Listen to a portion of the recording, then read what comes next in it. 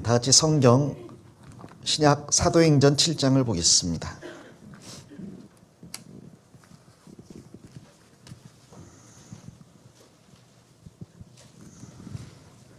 신약 사도행전 7장입니다. 37절, 38절입니다. 37, 38절. 37절은 제가 읽겠습니다. 이스라엘 자손을 대하여 하나님이 너희 형제 가운데서 나와 같은 선지자를 세우리라 하던 자가 곧 이 모세라. 38절은 같이 읽겠습니다. 시내산에서 말하던 그 천사와 및 우리 조상들과 함께 광야 교회에 있었고 또 생명의 도를 받아 우리에게 주던 자가 이 사람이라. 됐습니다. 이 사도행전 7장 내용은 스데반 집사가 공회에서 자신을 변호하는 내용이 담겨 있습니다. 이 스데반 집사는 복음을 전하다가 유대인들에게 고발을 당했죠. 그는 두 가지 죄목으로 기소를 당했습니다. 첫 번째는 하나님의 거룩한 곳인 성전을 거스려 말했다. 그리고 두 번째는 하나님께서 주신 율법을 거스렸고 그 모세가 우리에게 준 율법을 고치겠다고 한다. 그래서 성전과 율법을 거스리는 사람이라고 고소를 당했습니다. 이에 대해서 스데반 집사는 이 성전에 대한 올바른 의미를 역사를 돌아보면서 분명하게 설명을 하고 있습니다. 즉 하나님께서는 손으로 지은 고정된 건물 안에 갇혀 계신 분이 아니며 그분의 원대로 어느 곳에서나 역사하시는 분임을 분명하게 이야기하고 있습니다. 그리고 두 번째로 율법을 거스렸다는 그 죄목에 대해서 이스라엘 백성이 역사 가운데서 항상 율법을 거스려 왔고 이제 그들의 후손인 유대인들이 분명한 율법을 거스려서 그리스도를 살해했다고 고발하고 있어요. 그래서 스데반 집사를 고발하던 그 사람들이 도리어 스데반 집사의 변론을 통해서 자신들이 고발을 당하는 지경에 이르게 된 거죠. 그들은 그것을 받아들일 수 없었고 그래서 귀를 막았고 스데반 집사를 돌로 쳐 죽였습니다. 이 스데반 집사는 그 긴 설교 가운데서 특별히 광야 시대를 언급을 하고 있습니다. 그 광야 40년 동안 이스라엘 백성들이 모세의 인도 가운데서 광야를 떠돌아다녔는데 그 광야에서 있었던 일을 언급하면서 그 시대를 광야 교회 시대라고 이야기를 하고 있어요. 사실 구약 성경에는 교회라는 단어가 나오지 않습니다. 총회라는 말도 나오고 성회라는 말도 나오지만 회중이란 말도 나오지만 교회라는 단어는 신약 시대 때 계시된 거기 때문에 구약에는 아예 존재하지 않았죠. 에베소서 공부할 때 배운 것처럼 교회라는 것은 유대인이 됐건 이방인이 됐건 예수 그리스도의 피로 구원받은 사람이 연합해서 새롭게 피조된 제3의 인종입니다. 새로운 사람이에요. 구약 시대는 있을 수가 없는 거죠. 구약 시대 유대인이 구원받았다고 해서 교회라고 말할 수는 없습니다. 물론 나중에 교회가 세워진 다음에 교회에 들어오긴 하지만 이스라엘 백성들만으로 그들이 구원받았다고 해서 하나님께서 교회라고 하시진 않았어요. 교회는 완전히 새로운 하나님의 창조물인 거죠. 자, 그러나 그 교회의 그림자가 되는 그 모임이 바로 이스라엘 민족이고 그 광야에서의 모습이기 때문에 스데반 집사가 광야 교회에 있었다는 말을 사용하고 있어요. 자, 광야에서 어떤 일이 있었을까? 그것을 공부하려면 민수기를 공부해야 됩니다. 왜냐하면 민수기의 제목 자체가 한글로 하면 숫자란 뜻이거든요. 백성이 수를 셌다는 말이지만 히브리어 원어에는 이 민수기의 성경책 제목이 광야에서라고 되어 있거든요. 광야 40년 동안 있었던 일을 이 민수기에 기록을 한 거죠. 그래서 민수기를 세 부분으로 나누어서 이번에 공부를 할 예정입니다. 소식지에 나와 있는 것처럼 첫 번째는 이제 오늘 공부할 내용인데 1장부터 10장까지 내용이고요. 그 내용은 가나안 땅을 향한 출발 준비가 나와 있어요. 그리고 내일은 11장부터 25장까지인데 그들이 분명한 준비를 갖추고 가나안 땅을 향해 출발을 했지만 그러나 40년 동안 그들은 반복되는 실패와 범죄를 저질렀습니다.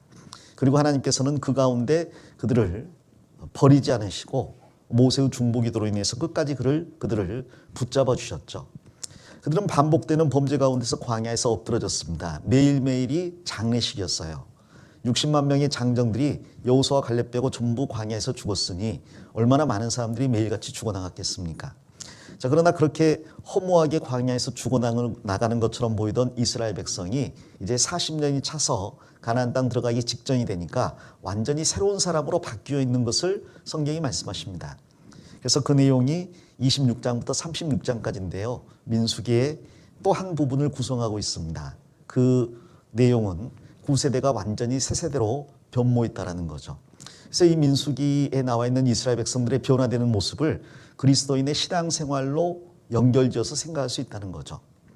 구원받고 하나님의 은혜에 감사하면서 하나님이 주시겠다고 하는 영생과 영광을 향해 출발해가는 과정, 그리고 실제로 그런 마음을 가지고 신앙생활을 시작했지만 교회 생활하면서 거듭되는 갈등과 다툼과 하나님 앞에 범죄와 우리의 실패들, 그리고 그로 인해서 하나님이 낙심하시고 또 교회 안에 문제가 생기고 행군이 지연되고 많은 어려움들이 있음을 민수기가 그림자로 보여주는 거예요. 그러나 그 과정에서 그러한 것이 전부 헛된 것이 아니었음을 민수기의 마지막 부분이 보여주고 있는 겁니다. 어느덧 우리의 옛사람이 점점 죽어나가고 새 사람으로 바뀌어서 하나님의 나라에 들어가기 합당한 사람이 돼 있음을 깨닫게 되는 거죠. 그 과정이 민수기에 이제 자세히 기록이 되어 있는 겁니다. 그래서 이 민수기를 통해서 좀 교훈을 받았으면 좋겠습니다. 자, 오늘은 첫 시간으로서 가나안을 향한 출발 준비에 대해서 좀 개략적으로 공부해 보겠습니다. 화면을 통해서 정리하면서 보면 좋을 것 같아요. 자, 먼저 이스라엘 백성들은 이집트에서 430년 종살이 했잖아요. 그 종살이 하는 가운데에서 하나님께서 모세를 준비하셔서 이스라엘 백성들을 출애굽시켰습니다. 모세는 10가지 재앙을 내리고 10번째 장자 죽는 재앙을 통해서 이스라엘 백성들을 이집트에서 인도해냈죠. 그 양이 죽어서 이스라엘의 장자가 보호받은 그날을 기념하는 날이 6월절입니다. 재앙이 너희에게 내려 멸하지 아니하리라 그랬잖아요. 하나님의 재앙이 넘을 유자 넘을 월자 넘어갔다는 의미에서 6월절이라고 명명했고, 이 6월절은 이스라엘 백성은 대대에 지키라고 이야기했어요. 이스라엘 백성은 6월절을 통해서 출애굽을 했고, 우리는 6월절 양 되신 예수 그리스도를 통해서 세상 권세 잡은 마귀의 소나기에서 벗어났습니다. 구원을 받은 거죠. 그리고 출애굽한 이스라엘 백성들은 바로 그 순간부터 불, 구름, 기둥의 인도를 받았어요. 그들이 이집트를 나오자마자 불, 구름, 기둥이 그들의 앞에서 길을 예비했습니다. 그들은 430년간 애굽에 살았기 때문에 가나안으로 가는 길을 알 턱이 없죠. 광야의 길을 알지 못합니다. 자, 그러나 그들이 걱정하지 않아도 되는 것은 하나님께서 낮이면 구름 기둥으로, 밤이면 불 기둥으로 그들을 인도하셨어요. 그래서 그들은 부지런히 이집트를 나가서 홍해 바다를 통과하게 됩니다.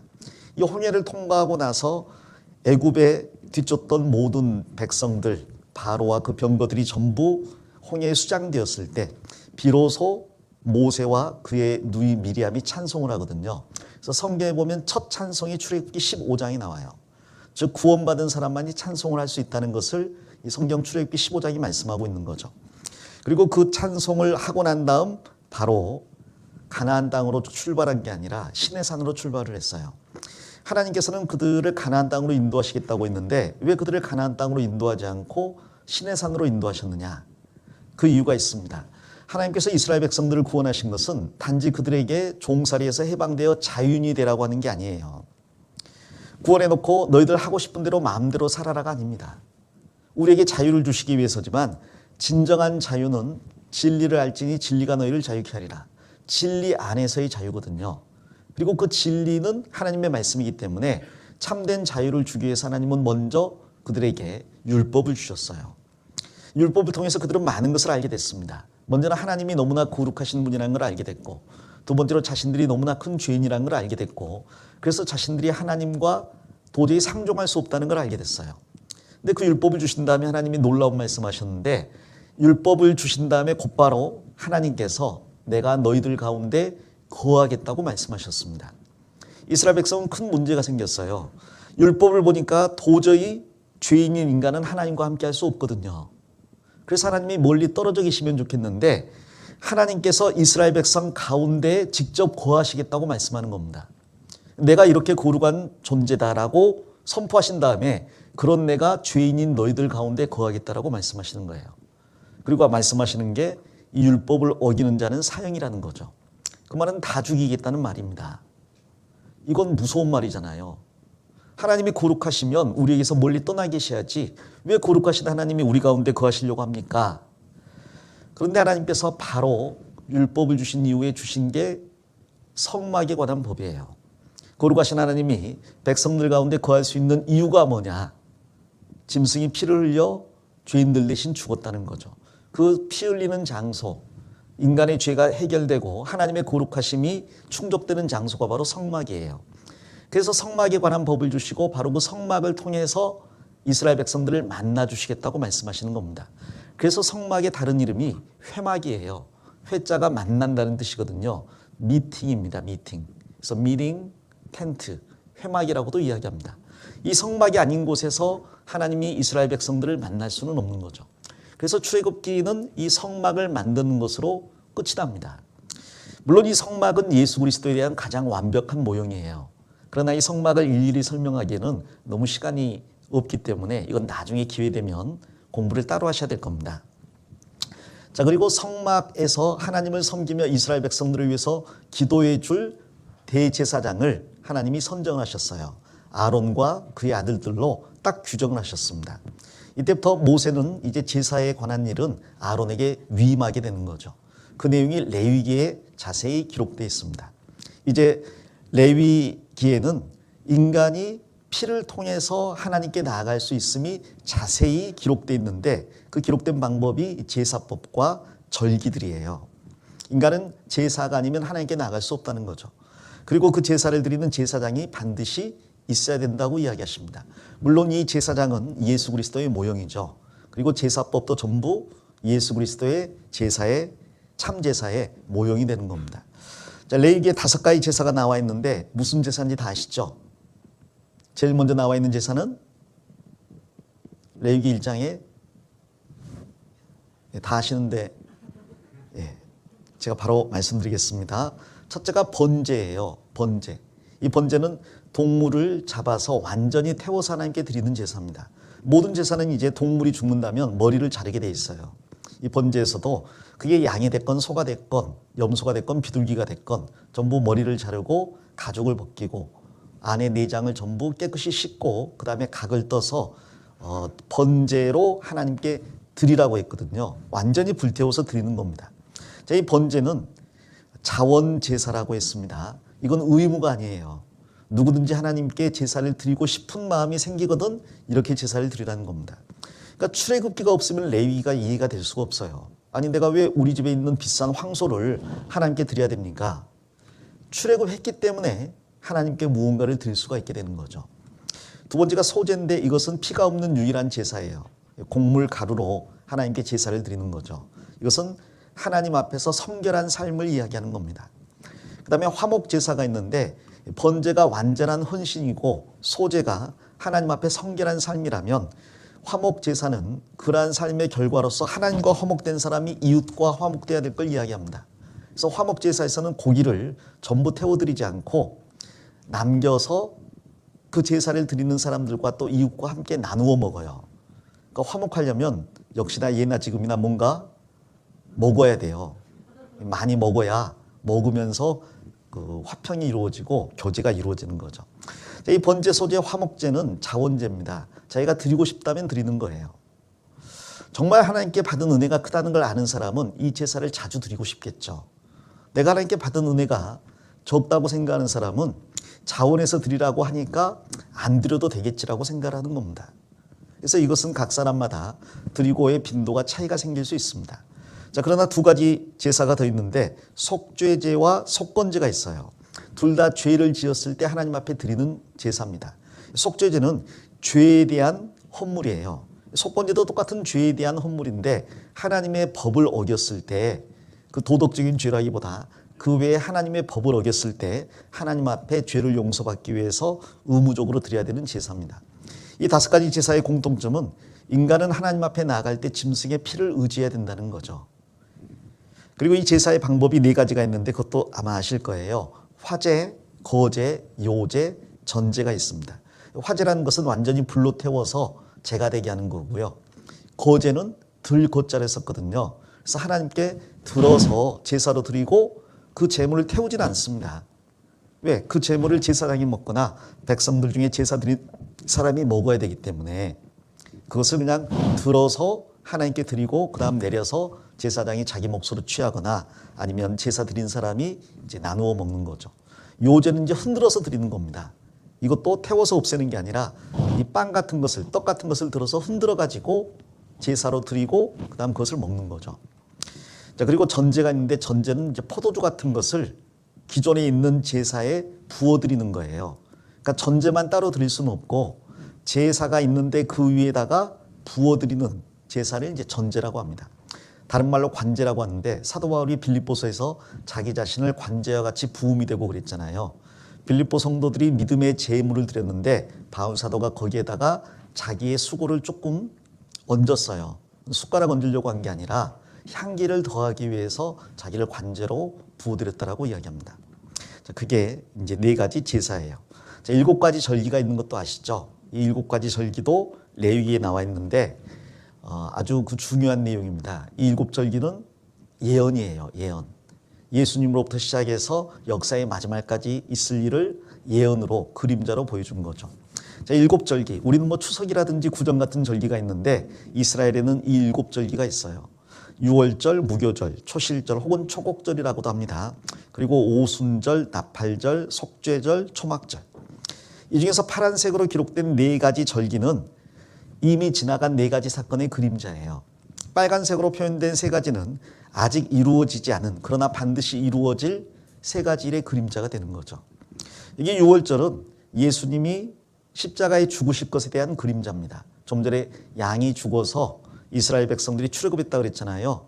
그걸 기념하는 그 절기가 유월절인데 이 유월절은 예수님이 십자가에 죽어서 우리 죄가 용서될 것에 대한 그림자입니다. 여기 앉아 계신 분은 전부 유월절을 통과한 분들이에요. 구원받은 분들이니까. 두 번째 무교절은 유월절과 함께 누룩 없는 떡을 같이 먹는 절기예요. 보통 이제 떡을 만들 때 누룩을 넣습니다. 그러면 발효가 돼서 떡이 부드러워지잖아요. 근데 누룩을 넣지 않으면 발효가 안 되기 때문에 떡이 굉장히 딱딱해서 먹기가 어렵습니다. 이 성경에서 누룩은 작은 양이지만 밀가루 속에 들어가서 전체를 부풀게 하는 역할을 하기 때문에 이 누룩은 항상 죄의 상징으로 사용이 되죠. 작은 거지만 그게 사람 속에 들어왔을 때 전체를 오염시키고 타락시키는. 그래서 이 누룩 없는 떡이라는 것은 죄 없는 삶을 이야기합니다. 구원받은 사람, 유월절 어린 양의 피로 구원받은 사람은 그때부터 죄 없는 삶을 살아야 된다. 죄를 멀리해야 된다. 이 무교절은 7일간 지키게 돼 있는데 7일이 반복되는 게 평생이잖아요. 그래서 우리 평생에 죄 없는 삶을 살 것을 이야기하는 거예요. 자, 그리고 초실절은 추수인데 첫 번째 추수입니다. 이스라엘에서는 이제 밀부터 시작해서 보리라든지 여러 가지 곡물들 그리고 과일들 많은 추수를 하는 절기들이 있어요. 때가 있거든요. 그게 보통 봄부터 여름까지입니다. 여름이 지나고 나면 이제 가을이 되면 더 이상 추수를 못 하는 거예요. 곧바로 겨울이 닥치죠. 그래서 추수 때는 이제 여름이 그 마지막이라고 생각하시면 돼요. 그러나 시작은 이제 늦은 봄부터 시작을 하는 겁니다. 그 초실절은 바로 교회 시대에 대한 그림자예요. 그래서 예수님께서 십자가에 죽고 부활하심으로 이제 오순절에 성령이 강림하시잖아요. 그래서 그때부터 계속해서 추수를 하거든요. 그 추수할 것에 대한 그림자로 첫 번째 열매를 맺는데 그게 이제 초곡절입니다. 자, 예수님이 십자가에 죽으시고 3일 만에 부활하셔서 첫 열매가 되셨다 그랬거든요. 예수님이 첫 열매로 부활하신 것은 이제 뒤따르는 많은 열매가 있을 것을 이야기하는 거예요. 그리고 예수님이 초곡절 때 부활하실 때요. 자신만 부활하신 게 아니라 구약 성도 중에서 일부가 부활해서 거룩한 성에 들어갔다고 마태복음 27장에 나오는데 구약 성도 중에 실제로 죽은 사람 중 일부가 부활해서 천국에 들어간 걸 이야기합니다. 그리고 이제 앞으로 계속해서 있을 그 부활과 구원받을 사람들에 대한 모형이 이제 초곡절에 주어지는 거죠. 초실절에. 이 초실절은 그래서 예수 그리스도의 죽으심과 부활하심을 이야기하는 거고 그걸 통해서 이제 교회가 탄생할 걸 이야기하는 겁니다. 실제로 이 초실절 이후 오순절이 바로 등장해요. 이 오순절은 성령이 강림하시고 교회가 탄생한 날이죠. 이 오순절이 시작되니까 곧바로 3,000명이 구원받고 5,000명이 구원받는 역사가 시작됐어요. 그리고 이 오순절이 지금까지 계속되고 있는 겁니다. 2000년간 지금 추수를 하고 있는 거예요. 그러니까 이 6월절부터 오순절까지는 이미 지나간 역사이고 또 진행 중인 역사입니다. 6월절, 무교절, 초실절은 다 지나갔고요. 지금은 이제 오순절이죠. 복음이 전해져서 온 세상 모든 사람 가운데 구원받은 사람이 등장하는 때입니다. 자, 그런데 이 구원이 언제까지 계속 반포되는 게 아니라 어느 날 끝나버려요. 나팔이 울려 퍼지는 때가 있습니다. 이 나팔절이라고 하는데 추수가 다 끝나고 나면 그 다음에 나팔을 불어서 이스라엘 백성들을 모으라 그랬거든요. 이제 추수 다 끝났으니 바쁜 일이 다 지나갔으니 하나님께 예배하기 위해서 모이라는 겁니다. 이 나팔절이 있는데 이 나팔절에 나팔을 울려 불면 모든 이스라엘 백성들이 모이게 돼 있어요. 이건 휴거의 그림자죠. 그래서 하나님께서 나팔을 부시면 이미 예수님을 믿고 죽은 구약시대와 그리고 신약시대의 모든 그리스도인이 육체가 부활해서 공중으로 들림받게 될 겁니다. 그 다음에 이 땅에 살아남은 우리도 변화되어서 공중으로 들림받게 되죠. 그래서 주님 앞에 서게 되는 거예요. 마태복음 17장에 보면 예수님이 변화산에 올라가셨을 때 베드로, 야고보, 요한이 동행을 했거든요. 근데 그때가 밤이었습니다. 깊은 밤이었는데 갑자기 환한 빛이 비치고 예수님이 모세와 엘리야와 함께 이야기를 하고 계셨거든요. 그 모습이 바로 휴거의 모습이에요. 주님이 휴거할 때 구약시대에 대표되는 두 사람 모세와 엘리야가 섰잖아요. 모세는 율법의 대표고 엘리야는 선지자의 대표입니다. 모세는 율법을 통해 이스라엘 백성들의 죄를 드러냈고 엘리야는 회개라고 외쳤죠. 자, 그들이 주님 앞에 섰어요. 모세는 예수님을 섬기다가 죽은 성도들의 대표고 엘리야는 살아있는 성도들의 대표입니다. 그리고 그들이 예수님과 함께 했을 때 그걸 누가 봤냐면 베드로, 야고보, 요한, 즉 이스라엘 백성들이 봤어요. 이스라엘 백성들은 휴거 때 구원받은 사람들은 들림을 받겠지만 대부분은 이 땅에 남아있게 되겠죠. 그러다가 7년 환란 때 구원을 받게 되고 주님이 지상재림할 때 연합하게 되는 겁니다. 자, 그게 이제 나팔절이고요. 이것은 이제 임박에 있습니다. 나팔절이 있고 난 다음에 속죄절이 있잖아요. 이 속죄절에는 이스라엘 백성들이 자기들의 죄를 하나님께 고백하고 스스로를 괴롭게 하는 절기예요. 이게 7년 환란 때 이스라엘 백성들 14만 4천 명이 구원받을 것에 대한 모형, 그림자가 되는 거죠. 자, 그리고 그 속죄절까지 지나면 이제 초막절이 시작됩니다. 이스라엘 백성들이 모든 일을 다 끝내고 초막을 지어요. 자기들이 지금 배불리게 먹고 살고 있지만 그러나 과거에 그들이 노예였고 또 광야에서 떠들이었다는 것을 잊지 않기 위해서 이 초막절을 하나님이 지키라고 한 겁니다.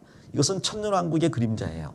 천년왕국에서 모든 사람들이 평안하게 안연하게 살 겁니다. 그러면서 한 가지를 기억하겠죠. 우리는 원래 죄인이었고 지옥 갈 사람이었는데 주님께서 우리를 구원하셔서 이러한 축복을 주셨음을 기억하자. 그게 이제 초막절을 지키는 겁니다. 말 나온 김에 성경 스가랴서 한번 가보겠습니다. 구약 성경 스가랴 14장입니다.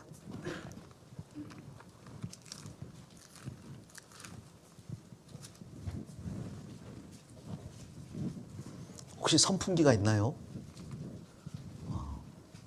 안 더우시죠? 더워요. 이제 무슨 조치가 있겠죠 아마. 스가랴 14장을 가보겠습니다. 14장 16절입니다. 14장 16절 예루살렘을 치러 왔던 열국 중에 남은 자가 해마다 올라와서 그 왕 만군의 여호와께 숭배하며 초막절을 지킬 것이라. 천하 만국 중에 그 왕 만군의 여호와께 숭배하러 예루살렘에 올라오지 아니하는 자에게는 비를 내리지 아니하실 것인즉 만일 애굽 족속이 올라오지 아니할 때에는 창이람이 있지 아니하리니 여호와께서 초막절을 지키러 올라오지 아니하는 열국 사람을 치시는 재앙을 그에게 내리실 것이라. 애굽 사람이나 열국 사람이나 초막절을 지키러 올라오지 아니하는 자의 받을 벌이 이러하니라 됐습니다. 여기 보면 그 천년왕국 때 있을 일 중에 하나를 기록하고 있어요. 이 스가랴 14장은 7년 환란 때 이스라엘 백성들이 그 러시아와 연합군의 침공을 받아서 거의 패망하게 되기 직전 주님께서 그 전쟁에 개입하셔서 예루살렘을 침공한 열방을 심판하실 것이 예언이 되어 있습니다. 심판하는 모습이 우리가 집회 때 많이 들었던 내용이죠. 사람이 섰을 때 그 살이 썩고 눈이 구멍 속에서 썩고 혀가 입속에서 썩을 것이다.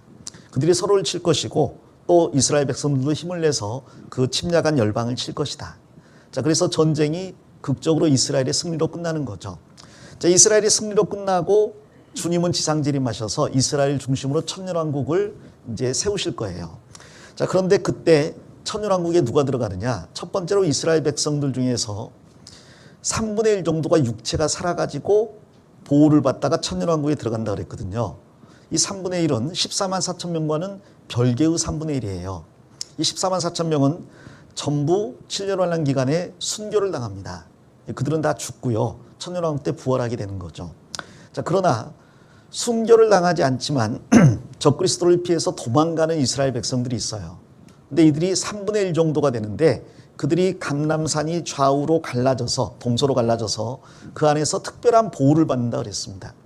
그 보호받는 기간 동안 굉장히 어려움을 겪는데 하나님께서 초자연적으로 그들을 보호해 주시는 거예요. 그래서 1007년 환란 때 전 세계가 전쟁에 휘말리는데 특별히 전쟁의 중심지가 이스라엘 땅이잖아요. 그런데 이스라엘 땅에서 유대인 3분의 1이 살아남는다니까요. 그러니까 전쟁 한복판에서 살아남는 거예요. 초자연적인 보호를 받는 거죠. 그들은 육신이 살아서 천년왕국으로 들어갑니다. 그럼 그들이 구원을 받았느냐 안 받았느냐? 성경적으로 볼 때 그들은 내 아들이 되고 나는 그들의 아버지가 될 거라고 하나님이 말씀하셨어요. 그렇기 때문에 대부분 구원을 받았을 거라고 생각을 합니다. 그러나 그중에 구원받지 않은 사람이 간혹 섞여 있을 가능성도 있어요. 마치 출애굽에서 광야 40년을 지나서 가나안 땅에 들어간 사람 중에 아간과 그의 가족이 있는데 아간이 구원받은 사람이냐? 아니거든요. 그들은 광야에서 태어나서 가나안 땅에 들어갔지만 구원받지 않은 사람이에요. 그런 것처럼 3분의 1의 이스라엘 백성이 살아남아서 천년왕국에 들어가지만 그들 중에 구원받은 사람이 얼마나 될까? 아마 대다수라고 생각합니다. 구원받지 않은 사람도 있느냐? 있을 거라고 생각하는 거죠. 14만 4천 명은 전부 구원받은 사람이고 육신이 살아서 천년왕국에 들어가는 이스라엘 3분의 1은 구원받은 사람들이 대부분이지만 안 받은 사람도 있을 거예요. 자, 그들이 다시 이스라엘을 중심으로 인간 역사를 꾸려나가는 거죠. 그들은 육체가 살아서 천년왕국에 들어가는 거기 때문에 거기에서 또 자녀를 낳고 번성해서 살아가게 될 거예요. 자, 그리고 이방인 중에서 천년왕국에 들어가는 사람들이 있습니다. 여기 16절에 나와 있는 것처럼 예루살렘을 치러 왔던 열국 중에 남은 자가 있다 그랬죠. 다 멸망당하는 게 아니라 육신이 살아남아서 천년왕국에 들어가는 사람들이 있는 거예요. 이 사람들은 구원받았느냐? 당연히 안 받았죠. 이 사람들은 천년왕국에 들어갔지만 100살 못 되어 죽는 사람이라고 이사야 성경에 나옵니다. 이들은 저주받은 사람이에요. 이들은 천년왕국에 들어갔지만 지옥 갈 사람들인 거죠. 자, 그러나 그들도 천년왕국에서 자녀를 낳을 거예요. 천년왕국에 들어가게 되면 이스라엘 백성도 자녀를 낳고 번성하게 되고 이방인들도 자녀를 낳고 번성하게 되는 거죠. 그 자녀를 낳은 천년왕국에 들어간 이방인은 100살 못 되어 죽겠지만 그들이 낳은 자녀들은 다시 번성해서 전 세계 열국을 이루게 될 겁니다. 자, 그들은 천국에 가느냐 지옥에 가느냐 그것은 그들에게 달렸어요. 자, 그때는 예수님이 예루살렘에서 직접 통치를 하시거든요. 예루살렘 성전에서 에스겔에서 40장부터 나와 있는 성전에서 직접 통치를 하셔요. 그리고 사단 마귀는 무저갱에 갇혀 있습니다. 적그리스도와 거짓 선지자는 산채로 지옥에 이미 들어가 있어요. 그러니까 인간을 죄짓게 할 어떠한 여건도 아니잖아요. 마귀도 없고 주님이 직접 통치하시고. 자, 그런데도 이스라엘 백성들 외에 열국 중에서 눈으로 보는 예수 그리스도를 섬기지 않는 사람들이 있는 거예요. 자, 주님께서는 이 천년왕국 때에는 초막절을 지키러 예루살렘에 올라오라고 말씀하셨습니다. 다른 절기는 다 지나갔고요. 이제 너희들이 어떤 상태에서 구원받았는지를 기억해라. 그게 초막절이니까 초막절을 지키라고 했는데 초막절 지키러 예루살렘에 가지 않는 사람들이 있다니까요. 자, 이들은 이제 자기 자유예요. 나는 가기 싫다. 안 갑니다. 그러면 주님께서 징계를 내리신다 그랬어요. 그들에게는 비를 내리지 않는다 그랬죠. 자, 그럼에도 불구하고 끝까지 나는 섬기지 않겠다는 사람들이 있을 겁니다. 그들은 나중에 천년왕국이 끝나면요, 하나님께서 무저갱에 가둬둔 마귀를 일시적으로 풀어줍니다. 그럼 그 마귀는 천년 동안 갇혔던 분풀이로 천년왕국에서 하나님께 그리고 예수 그리스도께 경배하지 않은 사람들 다 모으는 거예요. 그 수가 바다의 모래처럼 많다 그랬거든요. 그리고 그들을 데리고 거룩한 성 예루살렘을 에워싸서 다시 한번 전쟁을 일으키는 거예요. 근데 하늘에서 불이 내려와서 그들을 다 소멸해 버린다 그랬습니다. 그리고 나서 인간 역사가 끝나는 거죠. 이제 마귀는 자기 일을 다 했기 때문에 지옥으로 들어가는 거고요. 하나님께서는 백보자 심판대에서 역사의 마지막 최후의 심판을 펼치시는 거예요. 그게 요한계시록 19장과 20장에 나와 있는 내용입니다. 그래서 여기 7절기는 이제 하나님께서 인간을 구원하셔서 영원한 천국에 데리고 들어갈 때까지 있을 일을 이런 그림자로 보여준 것이다 이렇게 생각하시면 되고, 4가지는 지나갔고 3가지 절기가 남아있다. 나팔절 직전에 있다라고 생각하시면 되겠습니다. 이게 이제 민수기 올 때까지의 배경이라고 말씀을 드리는 거예요. 죄송합니다. 그거 있는데 시간이 많이 갔네요. 민수기는 아직 시작 안 했어요. 그래서 출애굽에서 레위기를 통과해서 민수기에 올 때까지 이런 일이 있었다. 나는 모르겠다 싶으면 괜찮습니다. 뭔만 기억하시면 되냐면 출애굽했다는 거, 어린 양의 피로 홍해바다 통과했다는 거, 그리고 광야에 오기 전에 율법과 성막을 받았다는 거, 그 다음에 제사법 받았다. 이 정도만 기억하시면 됩니다. 다시 6월절 어린 양의 피로 출애굽하고 홍해바다 통과했다. 그 다음에 율법을 부여받았고 성막을 만들었고 제사법을 부여받았다. 이 5가지 정도만 기억하시면 돼요. 다 기억하셨죠? 예. 이게 왜 중요하냐면 6월절 통과했다는 건 구원받았다는 거고요. 어린 양의 피로. 홍해바다 통과했다는 것은 침례받은 거예요. 그 다음에 율법을 부여받은 것은 이제 구원받은 사람은 하나님의 법을 이루는 삶을 살아가야 된다는 거죠. 그리고 이 성막을 주신 것은 인간이 법을 부여받았고 이루어 나가야 되지만 여전히 죄를 짓고 살거든요. 그것을 예수님의 피로 날마다 씻어 나가야 되는 겁니다. 죄를 자복하고 날마다 죄를 씻음으로써 하나님과의 사이에 막힌 게 없어야 된다는 거죠. 자, 그리고 이 제사 제도는 우리들이 드릴 예배를 이야기하는 거예요. 자, 구원받은 그리스도인은 2가지를 위해서 부름을 받았습니다. 첫 번째는 하나님을 섬기라고, 경배하고 예배하라고. 그게 레위기예요. 2번째는 세상과 싸워 승리하고 열매를 맺으라고. 그게 민수기입니다. 그래서 레위기는 처음에 출발이 제사로 출발하고요. 민수기는 처음 출발이 싸움에 나갈 만한 사람을 계수하는 것으로 시작돼요. 그래서 레위기와 민수기는 구원받은 그리스도인이 해야 될 2가지. 하나님을 섬기는 예배와 2번째로 이 세상에서 그리스도인으로서 싸워 나가야 될 전쟁이 있음을 알려주는 겁니다. 자, 이 광야교회라고 했는데 이 광야교회라는 표현을 쓴 이유가 모든 구원받은 사람들, 그리스도인들, 즉 교회는 첫 번째 어린 양의 피를 통해서 구원받은 사람들이다. 예수님의 피로 구원받은 사람이죠. 2번째 홍해를 통과한 사람들이다. 즉 침례를 받은 사람들이에요. 자, 그런 의미에서 아직 침례를 안 받으신 분들이 계실 겁니다. 그분들은 이번 수양회에 꼭 참석하셔서 꼭 침례를 받으시길 바라요. 침례를 받은 사람과 안 받은 사람의 신앙이 완전히 달라요.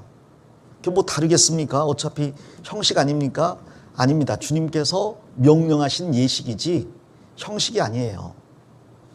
이것은 중요한 문제입니다. 결혼을 예로 든다면 사실혼이 있어요. 결혼식을 안 하더라도 남녀가 같이 살면 부부잖아요. 그러나 결혼식을 안 하고 사는 부부는 무슨 일이 생기면 서로 간에 헤어질 가능성이 많아져요. 어차피 우리 결혼한 거 아무도 모르는데 마음에 안 드니까 우리 헤어집시다. 당신 집에 가세요. 헤어지는 경우가 많아요. 그러나 결혼식을 하게 되면 하나님과 형제 자매들과 일가 친지들 앞에서, 많은 사람들 앞에서 이 사람을, 죽음이 2사람을 갈라놓을 때까지 사랑하겠다고 서원을 했잖아요. 약속을 했잖아요. 힘들고 어려워도 그 약속을 지키려고 노력을 하게 되죠. 그렇기 때문에 헤어지는 일이 훨씬 더 적습니다. 요즘은 결혼식을 해도 쉽게 헤어지잖아요. 왜 헤어진가 봤더니 그 서약을 안 하더라고. 주례도 없고요. 결혼 예식 순서도 별로 없고 그냥 신랑이 신부에게 그 사랑한다고 글 써서 읽어주고 노래하고, 신부도 사랑한다고 뭐 글 써서 읽어주고 또 노래하고, 신랑 신부의 아버지 어머니가 당부하고, 그 다음에 친구들 나서 같이 춤추고, 그리고 끝나더라고요. 거기에 죽음이 2사람을 갈라놓을 때까지 남편 된 도리를, 아내 된 도리를 다 하겠습니까? 이런 서약이 있는가 봤더니 별로 없어요. 이 약속 안 했으니까 헤어져도 된다는 것 같아. 이 침례는 하나님 앞에 약속하는 겁니다. 그리고 마귀에게 선포하는 거고요. 형제 자매들 앞에 신앙 고백하는 거예요. 하나님, 저는 하나님의 아들 예수 그리스도와 함께 십자가에서 죽었습니다. 그게 물에 들어갈 때의 의미고, 나올 때 이제 저는 하나님의 아들로서 새로운 삶을 살겠습니다 라고 약속하는 거잖아요. 하나님께 그 약속을 하고 마귀에게 이제 더 이상 나에게 손대지 말아라. 그리고 형제자매들에게 저도 동일한 믿음을 가졌으니 잘 지켜봐 주시고 도와주십시오라고 고백하는 거거든요. 그러니까 그 고백을 하고 순종하는 침례를 받은 사람은 거기에 대한 책임을 질 마음이 생겨요. 근데 침례를 받지 않으면 내가 그리스도인 거 아무도 모르는데 뭐 내가 구원받았음을 아무에게도 알게 하지 말라. 그리고 혼자 조용히 사라지는 경우가 많아요. 그래서 구원 안 받으신 분이라면 반드시 침례를 받기를 당부를 드립니다. 이 교회의 구성원이 되려면 어린 양의 피를 통과했으면 교회의 구성원이냐? 아니에요. 아까 말씀드린 것처럼 어린 양의 피를 통과하고 침례를 받은 사람이 교회의 구성원이 되는 겁니다. 그럼 침례 안 받으면 교회가 안 된다는 말이냐? 이 침례는 마음에 믿어진 것을 외적으로 고백하는 거잖아요. 그러니까 정말 마음에 믿는다면 로마서 10장의 말씀대로 사람이 마음으로 믿어 의에 이르고 입으로 시인하여 구원에 이르느니라. 구원받았으면 구원받았다고 시인을 하셔야 돼요. 시인하는 대표적인 표현이 침례라는 거죠. 만일 구원받았다고 본인은 믿지만 입 밖으로 한 번도 그걸 꺼내지 않는다면 그 사람이 정말 구원받았는지 어떻게 알겠습니까? 그리고 그 사람은 정말로 신앙생활을 잘할 수 없을 거예요. 자신의 구원을 고백하지 않는다면. 그래서 이 두 가지가 교회의 구성 요소다. 꼭 기억을 하셔야 됩니다. 나는 주님과 함께 죽었고 주님과 함께 살아났다는 걸 고백할 때 그 사람은 합당하게 정상적으로 교회의 일원이 되는 겁니다. 그럼 이제 민수기 1장부터 좀 공부해 보겠습니다. 성경 민수기 1장을 가보겠습니다. 죄송합니다. 제가 목소리가 원래 청하고 꾀꼬리 같이 맑잖아요. 근데 여름 감기가 걸렸어요. 저 때문에 걸린 건 아니고 저희 집사람한테 옮겼어요. 집사람이 도와주는 게 별로 없고 항상 주는 것은 질병과 수고와 고통과 아픔만 주는 것 같습니다. 주님께서 판단하시기를 바라고 이제 우리 민수기로 가보겠습니다. 민수기 1장입니다. 민수기 1장 1절입니다. 이스라엘 자손이 애굽 땅에서 나온 후 제2년 2월 1일에 여호와께서 시내 광야 회막에서 모세에게 일러 가라사대 2절 3절 같이 읽겠습니다. 너희는 이스라엘 자손의 모든 회중 각 남자의 수를 그들의 가족과 종족을 따라 그 명수대로 계수할지니 이스라엘 중 20세 이상으로 싸움에 나갈 만한 모든 자를 너와 아론은 그 군대대로 계수하되. 저희 레위기에는 예배를 위한 모든 제사법과 절기들이 나와 있잖아요. 민수기에는 이제 싸움을 위한 인구조사부터 출발합니다. 숫자를 세는 게 첫 출발이었어요. 이 숫자를 처음 센 것은 거기 나와 있는 것처럼 출애굽하고 제2년 2월 1일이라 그랬죠. 그러니까 출애굽한 다음에 1월 14일 날 6월절을 지내서 출애굽을 했는데 약 1년하고 보름 정도가 지나서 이제 인구조사를 하는 겁니다. 그럼 그동안은 뭐 했느냐? 출애굽하고 홍해바다 통과하고 시내산에 와서 거기에서 모세로부터 이 십계명을 받고 모세를 통해서 그리고 성막을 짓는데 그 시간들을 보냈어요. 그리고 레위기에 나와 있는 것처럼 아론과 그의 자손들에게 기름을 붓고 레위인들을 구별하고 그들에게 제사법을 가르치고 이런 일들을 하느라고 1년을 보낸 겁니다. 그들은 그 산에서 1년 이상을 있었던 거죠. 자, 그리고 이제 가나안 땅을 향해서 출발하기 직전인데 그때 하나님께서 출발 전에 해야 될 일이 있음을 1장부터 10장까지 이야기를 하시는 겁니다. 그래서 1장부터 10장까지는 출발 준비예요. 그리고 준비의 첫 번째는 뭐냐? 싸움이 있을 테니 20세 이상의 남자들을 계수하라. 인구조사를 하는 거였습니다. 그 인구조사를 하는데 그냥 조사하는 게 아니라 가족과 종족을 따라서 그 명수대로 계수하라 그랬잖아요. 나는 어느 가족, 어느 지파에 속해 있습니다라고 계수를 하라고 한 겁니다. 그래서 인구조사를 실시를 하게 되는 거죠. 1장에는 인구조사한 내용이 쭉 나와 있습니다. 그 내용을 제가 표로 정리를 했어요. 자, 이렇게 됩니다. 여기 보면 12지파가 나와 있는데 12지파의 인구를 처음 조사해 보니까 다 합쳐서 60만 3,550명이에요. 근데 여기에 빠진 사람들이 있는데 누가 빠졌어요? 12지파 중에서 레위지파는 빠졌습니다. 왜?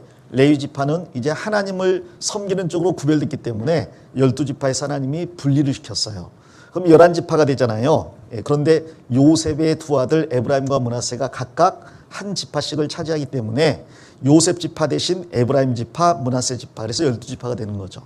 이 12명의 아이들이 이 12지파를 형성하게 되었고 그 12지파 중에서 20세 이상 남자를 계수해 보니까 총 60만 명이 넘었습니다. 그러면 여자와 아이들, 노인까지 계산하면 더 많겠죠. 이 숫자 중에서 가장 수가 많은 지파는 단연코 유다 지파였어요. 유다 지파가 74,600명. 그래서 유다 지파는 1차 인구조사할 때도 숫자가 제일 많았고 2차 인구조사를 한 번 더 하는데 40년 후에 그때도 숫자가 제일 많았습니다. 이스라엘 12지파 중에서 선봉지파가 되는 거예요. 그래서 이 유다 지파에서 예수님이 탄생을 하시고 또 예수님의 조상이 되는 다윗도 이 유다 지파 출신이잖아요. 유다 지파의 깃발이 사자예요. 사자. 유다는 새끼 사자, 젊은 사자라고 했습니다. 유다 지파와 비길 만한 지파가 있는데 에브라임과 므낫세는 원래 한 요셉 지파잖아요. 합치면 72,700명이니까 유다 지파와 더불어서 항상 쌍벽을 이루는 지파가 에브라임과 므낫세 지파입니다. 근데 에브라임이 동생이지만 축복은 에브라임이 먼저 받았거든요. 그래서 북이스라엘을 대표하는 지파는 에브라임 지파고 남유다를 대표하는 지파는 말 그대로 유다 지파예요. 이 유다 지파가 나중에 남유다의 우두머리가 되고 북이스라엘은 에브라임이 그 우두머리가 됩니다. 이 지파를 이렇게 퍼센테이지로 제가 해봤더니 이렇게 나옵니다. 유다가 12%, 그리고 에브라임과 므낫세도 합치면 12%가 되는 거예요. 자, 그리고 이제 그 다음 큰 지파들이 단지파. 이 단지파에서 삼손이 나왔거든요. 나중에 단지파에서 적그리스도가 나올지도 몰라요. 이 단지파는 축복보다는 저주에 더 가까운 지파입니다. 자, 그러나 단지파가 숫자가 많았고요. 그 다음에 장자가 루벤이니까 루벤 지파. 그래서 유다, 에브라임, 단, 루벤 이런 네 지파는 12지파의 대표가 되는 네 지파에 해당이 돼요. 나중에 각각 동서남북에서 세 지파의 으뜸으로서 이끌어가는 선봉 지파가 됩니다. 자, 하나님께서 숫자를 계산하라 그랬어요. 너는 어느 지파의 누구 집안 사람이냐 하고 대답을 할 수 있어야 된다는 거죠. 이게 이제 중요한 이유가 뭐냐면 저도 어릴 때 종종 그 초등학교 때 친척들을 만나거나 어른들을 만나면 물어보시더라고요. 어떤 어른들은 제가 신씨라 그러면 어디 신씨냐고 물어봐요. 근데 이제 어린아이는 그런 거 잘 모르잖아요. 자꾸 그러니까 이제 아버님한테 여쭤봤죠. 저는 어디 신씨입니까? 너는 고령 신씨.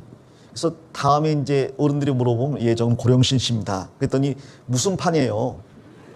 아니 고령 신씨도 겨우 외웠는데 무슨 판이에? 내가 아는 건 양파, 쪽파, 대파 이런 건데 또 자꾸 파를 물어봐. 무슨 조폭도 아니고. 여쭤봤어요. 저는 무슨 파입니까? 했더니 너는 감찰공파 16대선이래요. 그 다음에 이제 물어보는 거죠. 누가 물어보면 예, 저는 고령신씨고 감찰공파 16대선입니다. 그런데 너희 돌림자가 왜 없는 것 같다. 창훈, 여기에는 창자도 훈자도 돌림자가 아니거든요. 제가 또 이야기합니다. 저는 원래 이름이 환수였는데 숫자 돌림이었는데 이름을 바꿨습니다. 아 그렇구나. 그럼 네가 이렇게 되겠구나 하고 그때 이제 알아요. 저는 관심도 없는데 아무튼 저희 사형제 외에는 관심이 별로 없었거든요. 자, 그런데 그것을 알 때 이제 제가 어디에 속해 있는지 저희 그 신씨 집안에서는 쉽게 파악을 하고 또 그 서열도 정리를 합니다.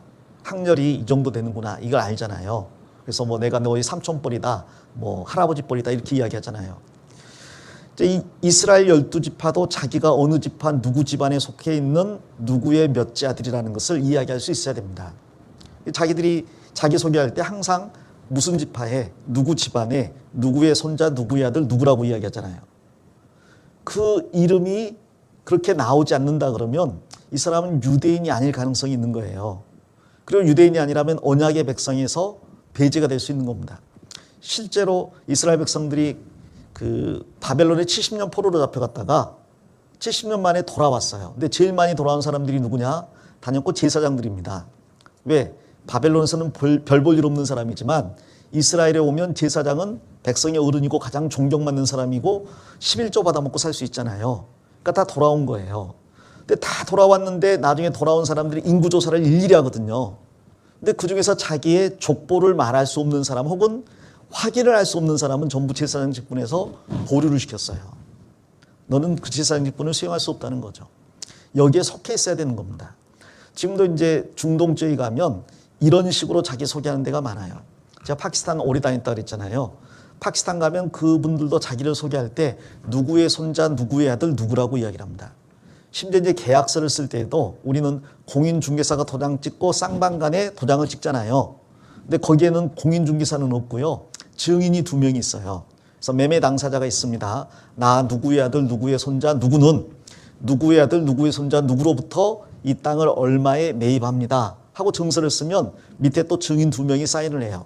누구의 손자 누구의 아들 누구, 누구의 손자 누구의 아들 누가 증인입니다 하고 도장을 찍어요. 그러면 그게 등기처럼 인정을 받습니다. 그러니까 자기가 어디에 속했느냐를 아는 게 아주 중요한 문제라는 거죠. 우리에게도 마찬가지입니다. 내가 천국에 갈 때 하나님께서 나에게 물어보실 거예요. 너는 어디에 속했느냐라고 물어보실 겁니다. 여러분은 뭐라고 말씀하실 겁니까? 어떤 분은 저는 대한예수교 침례회 서울 강북교회에 속했는데요. 그것도 좋은 대답이에요.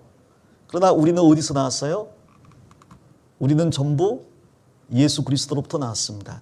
하나님 아버지의 아들 예수 그리스도의 피로 구원받아서 대한민국에서 우리의 이름을 대한예수교 침례회 서울 강북교회에 올리고 있는 거죠. 이 이야기를 자신 있게 할 수 있어야 하나님의 백성이에요.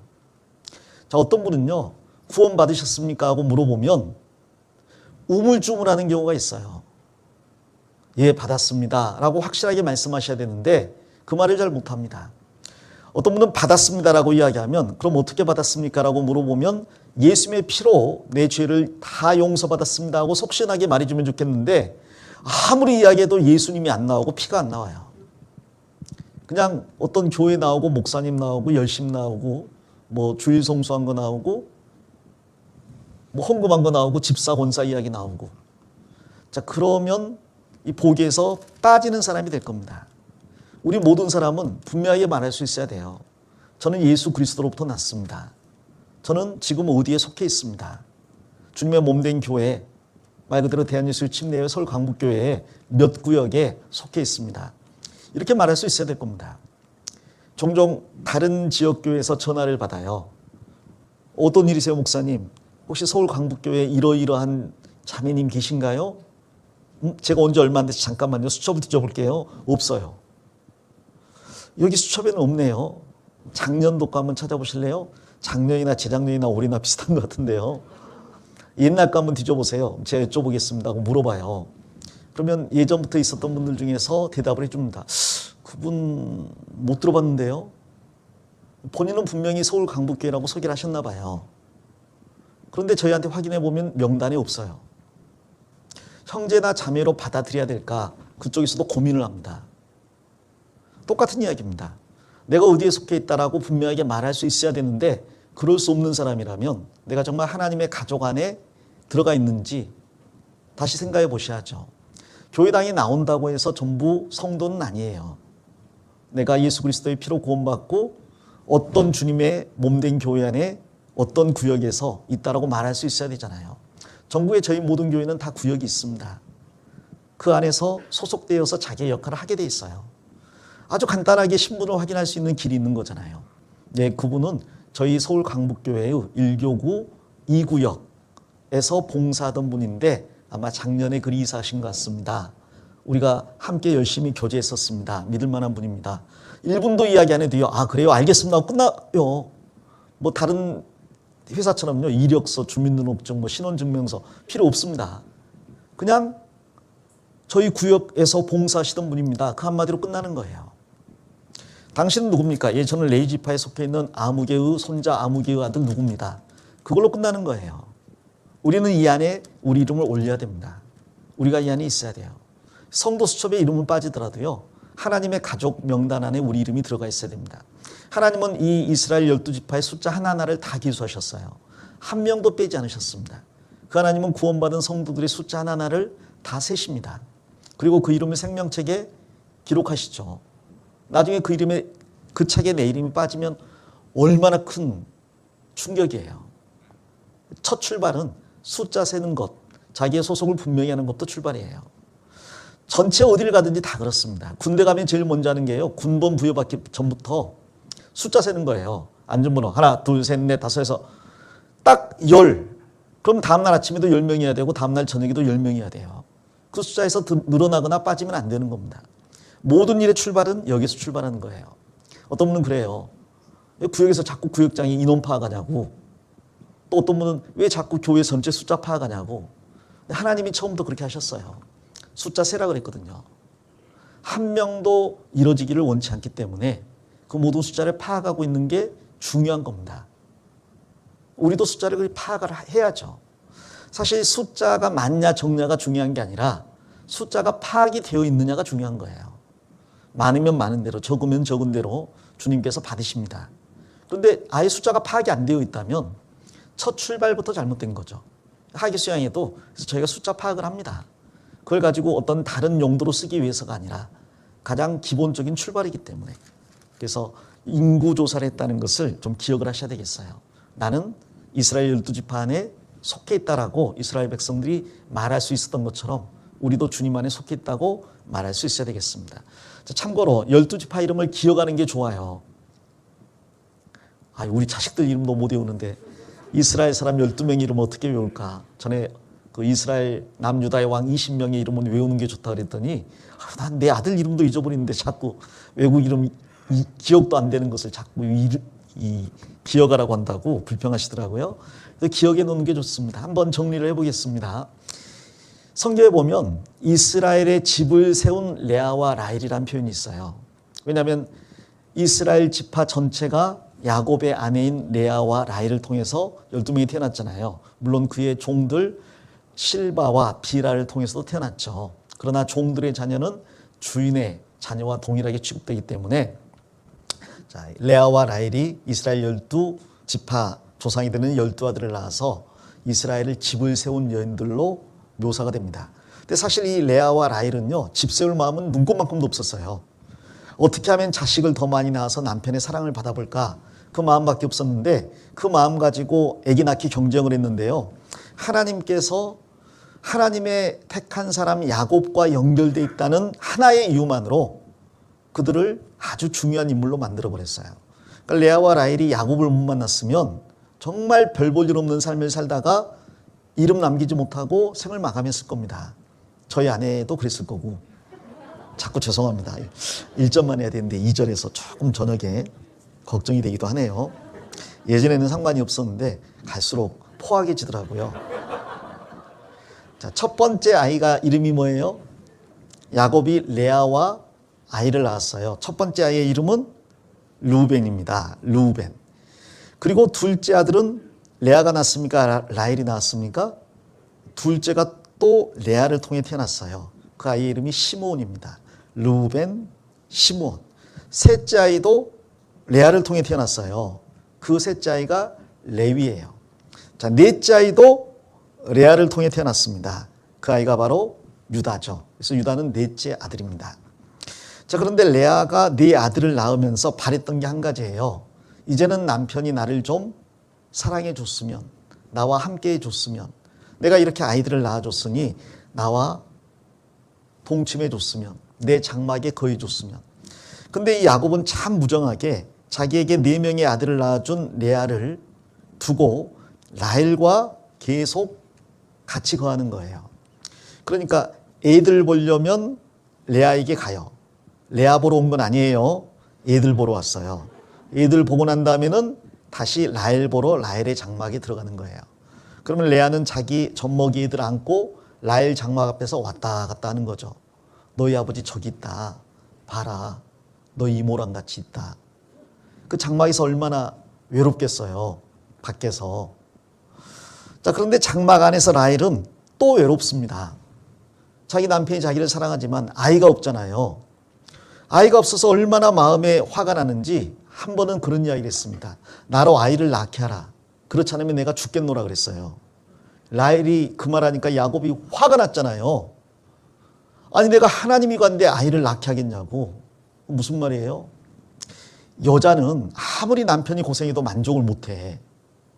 아니 레아는 내 아들을 낳아줬는데 야곱이 자기와 함께하지 않는다고 밖에서 울며 불며 오가고 있고, 라헬은 자기가 그렇게 사랑해줬는데 애기 못 낳았다고 죽는다 그러고, 자기는 밖에 나가서 매일같이 낮밤 가리지 않고 양치느라 죽을 지경인데 집에 오면 더 죽을 것 같아. 남자는 뭔 죄야. 이 라헬이 그 말하니까 화가 나잖아요. 내가 당신을 이렇게 사랑하는데 꼭 아내들 그런 이상하네. 아내들은 남편한테 이루어지지 않는 것만 소원하는 것 같아요. 없는 것만 달라 그래. 해를 따달라는 둥, 달을 따달라는 둥. 그런 말 왜 하냐고. 왜 애 가졌는데 여름에 붕어빵을 왜 찾냐고. 여름에 붕어빵을 어디서 구해오란 말이야. 아무튼 그 레아와 라헬 때문에 야곱이 정말 힘들었습니다. 근데 라헬이 보통 여자가 아닌 거예요. 만일 당신이 나한테 아기를 안 낳아준다면 그러면 내 여종과 동침해서 아이를 낳으라고. 그 여종이 낳은 아이를 내가 아들로 삼겠다고. 그럼 야곱은 뭐야 그러면?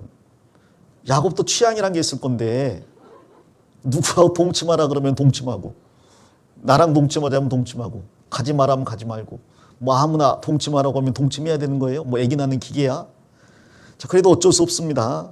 아내를 못 이겼어요. 그래서 비라와 동침해서 아이를 낳았습니다. 그 아이가 단이에요. 하나로 만족 못하고 또 하나 더 낳아달라 해서 또 동침해서 아이를 낳습니다. 납달리. 단과 납달리는 비라를 통해 태어났습니다. 자, 이 여종을 통해서 두 아이가 태어나는 걸 보고 레아가요, 야, 너만 여종 있냐? 나도 여종 있다. 그리고 야곱한테 당신 나하고 동침하기 싫으면 내 여종하고 동침하세요. 이게 어떻게 받아들여야 되는 건지 모르겠어요. 정말 남자는 불쌍해요. 밤낮 힘들어요. 그래서 실바와 동침해가지고 갓을 낳았어요. 그리고 또 실바와 동침해서 아셀을 낳았습니다. 자, 이제 다 된 것 같은데 어느 날 이 루벤이 합 한 채를 구해가지고 왔습니다. 이게 정력제 같은 거예요. 루벤이 합 한 채를 구해온 것을 라헬이 알고 그 합 한 채를 내가 돈 주고 사겠다고 자기 언니를 통해서 사겠다고 이야기하는 거예요. 언니가요, 아니 네가 남편 뺏어가더니 합 한 채도 뺏어가려고 하냐고. 안 된다고. 가져가려면 삭슬 내라고. 무슨 삭슬 원하냐? 오늘 밤은 네 남편을 내 장막에 보내라. 기가 막히잖아. 남편은 생각도 안 하는데 자매들끼리 자기들끼리 다 거리를 맞췄어. 그게 또 일 마치고 집에 왔더니 라헬이요, 당신 오늘은 저기 레아한테 들어가 자라고. 왜? 그럴 일 있다고. 내가 샀다고. 산 게 있다고. 그래 또 취향과 전혀 상관없이, 컨디션과 상관없이 또 레아와 동침을 했습니다. 그래가지고 낳은 아이가 이사갈이에요. 생각하면 이상하거든요. 아기를 낳으려고 합 한 채를 산 사람은 라헬인데 그럼 라헬이 아기를 낳았어요? 레아가 낳았어요? 참 사람 생각대로 일이 되는 게 아닙니다. 생명 하나님 주시는 거예요. 내가 아기 낳으려고 정력제인 합 한 채를 샀는데 낳기는 레아가 낳았습니다. 그리고 그게 또 회춘했는지 한 명을 더 낳았어요. 스불론을 낳았습니다. 결국 10명의 자녀가 이렇게 태어나게 된 거죠. 라헬은 한 명도 못 낳은 거예요. 자, 그런데 하나님께서 그 라헬을 생각하셔서 그 태를 열어주셨습니다. 그래서 낳은 11번째 아들이 그 유명한 요셉이에요. 근데 이 요셉을 낳았을 때 라헬이 하나님께 감사하는 마음이 없었어요. 그냥 기쁘긴 했죠. 자기가 아이를 낳았으니까. 그러나 만족하지 못했습니다. 아직도 언니의 자녀들하고 자기 자녀를 비교하면 숫자가 비교가 안 되잖아요. 그래서 하나님께서 아이를 더해달라고 더함이라는 뜻으로 이름을 지은 거예요. 그래서 결국 하나님이 한 명을 더해 주셨죠. 그 아이가 마지막 베냐민이었습니다. 베냐민 태어날 때 이 라헬은 자기 소원대로 아이를 한 명 더 낳았지만 그러나 자기가 원하지 않은 결과도 받아들여야 됐습니다. 베냐민 낳으면서 죽었어요. 산통으로 죽은 거죠.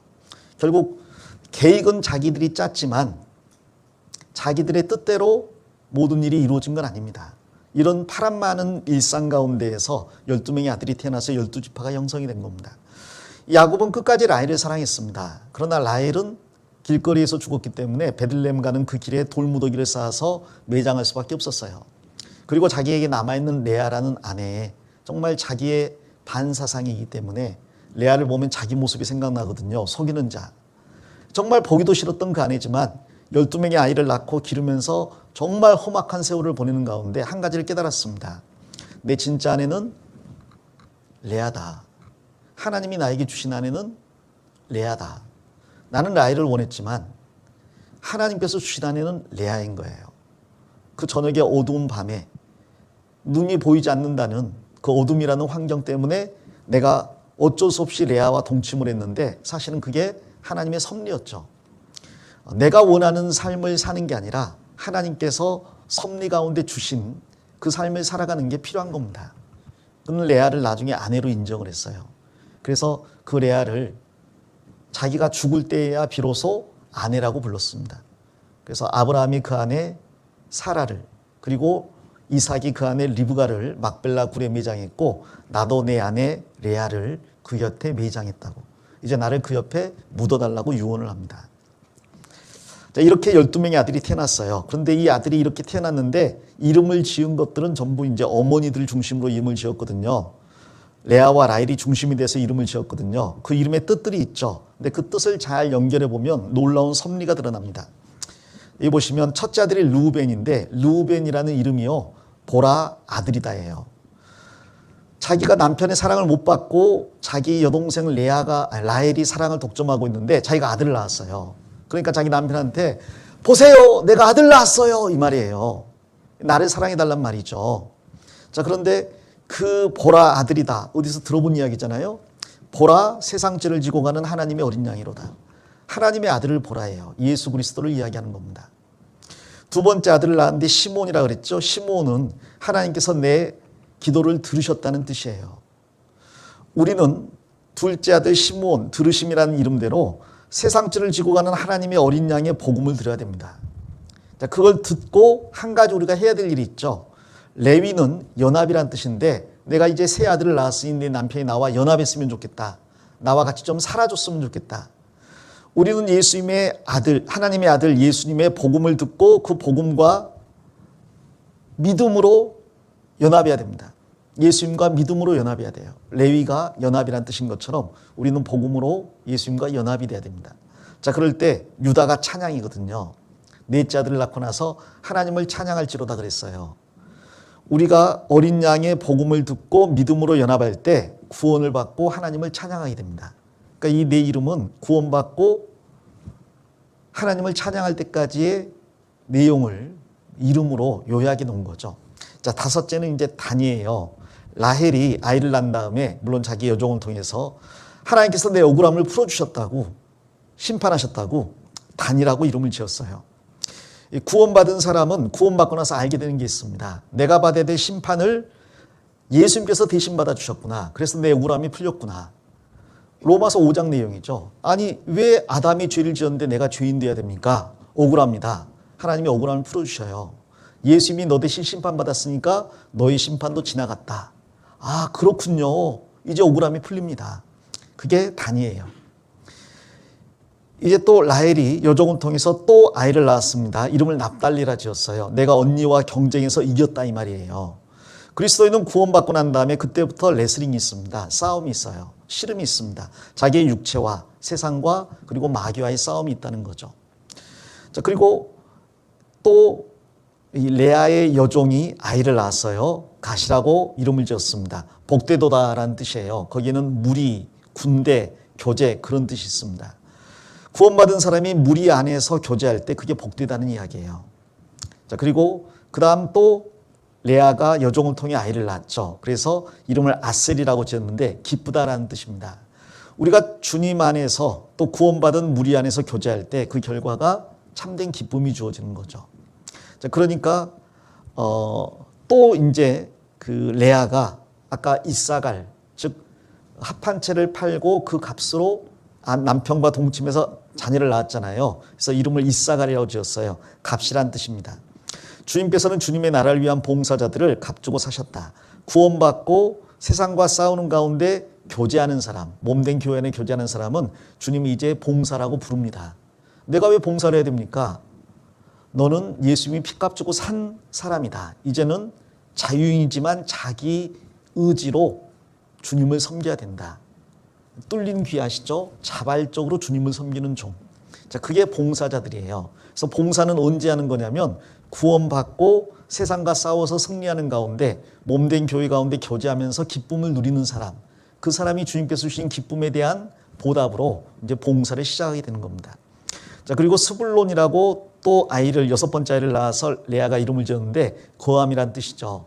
내가 여섯 아들을 낳아줬으니 이제는 좀 나와 함께 거해줬으면 우리 남편이 그런 말이거든요. 주님께서 나의 주인으로서 내 안에 온전히 거해야 한다. 구원받은 사람이 이제 주님이 이 마음에 들어오셨을 뿐 아니라 주인으로 거하시는 거예요. 사람의 마음속에는 의자가 하나 있습니다. 구원받기 전에는 그 의자에 내가 앉아서 내가 통치를 했어요. 구원받고 난 다음에 예수님이 들어오셨어요. 근데 예수님이 그 의자에 앉아야 되는데 여전히 예수님이 저 마음판 한 구석에 있고 내가 의자에 앉아있는 경우가 있습니다. 근데 언제 정말 주님이 그 보좌에 앉게 되느냐? 구원받고 세상과 싸워 승리하고 교제 가운데 거하면서 기쁨을 맛보는 사람, 그리고 봉사하는 사람, 그 사람 마음속에 주님이 정말 주인으로 거하게 돼요. 봉사하면서 힘든 일이 많거든요. 남한테 애매하게 말도 듣거든요. 그만두고 싶은 마음도 올라오거든요. 자, 그런데 그 가운데 정말 주님이 내 안에 주인이시구나. 그 주님께서 나에게 주님을 섬기고 교회를 섬기라고 하시는구나. 그래서 순종하고 복종하는 가운데 그 봉사를 해나갑니다. 그러니까 봉사를 안 하시는 분은 여전히 자기가 주인일 가능성이 많아요. 한 번도 주님의 뜻에 자기 생각을 굽혀본 경험이 없을 수도 있습니다. 그래서 모든 구원받은 사람은 교회 안에서 딱 뿌리를 내린 다음에는 어느 부서에서건 봉사를 하셔야 되는 거예요. 자, 그렇게 봉사할 때 요셉이 태어났죠. 요셉은 하나님이 도와주시기를 바란다는 뜻이라고 했죠. 그렇게 봉사하면서 주님을 모실 때 나를 통해서 새로운 생명이 계속해서 더해집니다. 복음이 전해지는 거죠. 그러니까 이 과정이 없는데 복음이 전해지질 않아요. 예전에 어떤 다른 교단에서는요, 저 대한예수교 침례회는 애는 잘난다. 그런데 성장은 못 시킬 거야. 이런 말 했거든요. 근데 이때 목사님이 아주 명언을 말씀하셨어요. 그분들에게 아기가 아기 낳는 거 봤냐고. 아기를 낳을 수 있는 사람은 성인인 거예요. 성장했으니까 아이를 낳는 겁니다. 우리를 통해서 아이가 태어났다는 것은 우리가 그만큼 성장했다는 이야기예요. 성장한 사람은 아이를 낳을 뿐 아니라 그 아이를 잘 양육할 수 있는 거죠. 그게 요셉의 의미고, 그렇게 주님과 연합해서 새 생명이 날마다 더해지다가 어느 날 베냐민, 마지막 아들이죠. 오른손의 아들입니다. 우리가 주님의 보좌 우편에 앉아서 능력으로 통치하게 되는 날이 온다는 거죠. 그래서 12아들의 이름은 야곱의 두 명의 아내가 아이를 낳으면서 경쟁적으로 이름을 지은 거지만 나중에 연합해서 놓고 보면 한 사람이 구원받아서 하나님의 보좌 우편에서 통치할 때까지 그 과정이 섭리적으로 설명되어 있는 거예요. 그래서 12지파의 이름을 기억해 놓으시면 좋겠습니다. 기억 안 하셔도 괜찮고요. 그러나 이런 게 있다는 것은 알아두시면 좋겠습니다. 자, 민수기 2장을 가보겠습니다. 민수기 2장입니다. 민수기 2장 1절입니다. 여호와께서 모세와 아론에게 일러 가라사대 이스라엘 자손은 각각 그 기와 그 종족의 기호 곁에 진을 치되 회막을 사면으로 대하여 치라. 동방 해 돋는 편에 진칠 자는 그 군대대로 유다의 진기에 속한 자라. 건너뛰어서 10절에 남편에는 루벤 군대의 진기가 있을 것이라. 루벤 자손의 족장은 스데울의 아들 엘리수리요. 건너뛰어서 17절에 그 다음에 회막이 레위인의 진과 함께 모든 진의 중앙에 있어 진행하되 그들의 진친 순서대로 각 사람은 그 위치에서 그 길을 따라 앞으로 행할지라. 18절 서편에는 에브라임의 군대의 진기가 있을 것이라. 건너뛰어서 25절에 북편에는 단 군대의 진기가 있을 것이라. 됐습니다. 이게 이제 하나님께서 먼저 이스라엘 백성들의 숫자를 세라고 하셨잖아요. 두 번째는 그 숫자를 세고 난 다음에 성막을 중심으로 사면에 각각 세 지파씩 진을 치라고 하셨어요. 그래서 세 지파가 한 면에 거하게 되는 거죠. 이 사면이니까요. 동서남북 12지파가 세 지파씩 사면에 진을 치게 됩니다. 그걸 이제 그림으로 표현하면 이렇게 되는데, 얘가 동편입니다. 동편에 성막 입구가 있죠. 왜 동편에 성막 입구가 있습니까? 해가 동쪽에서 떠오르잖아요. 예수 그리스도는 해고 참 빛이기 때문에 그 예수님을 상징하는 문이 이 동편에 있어야 되는 거예요.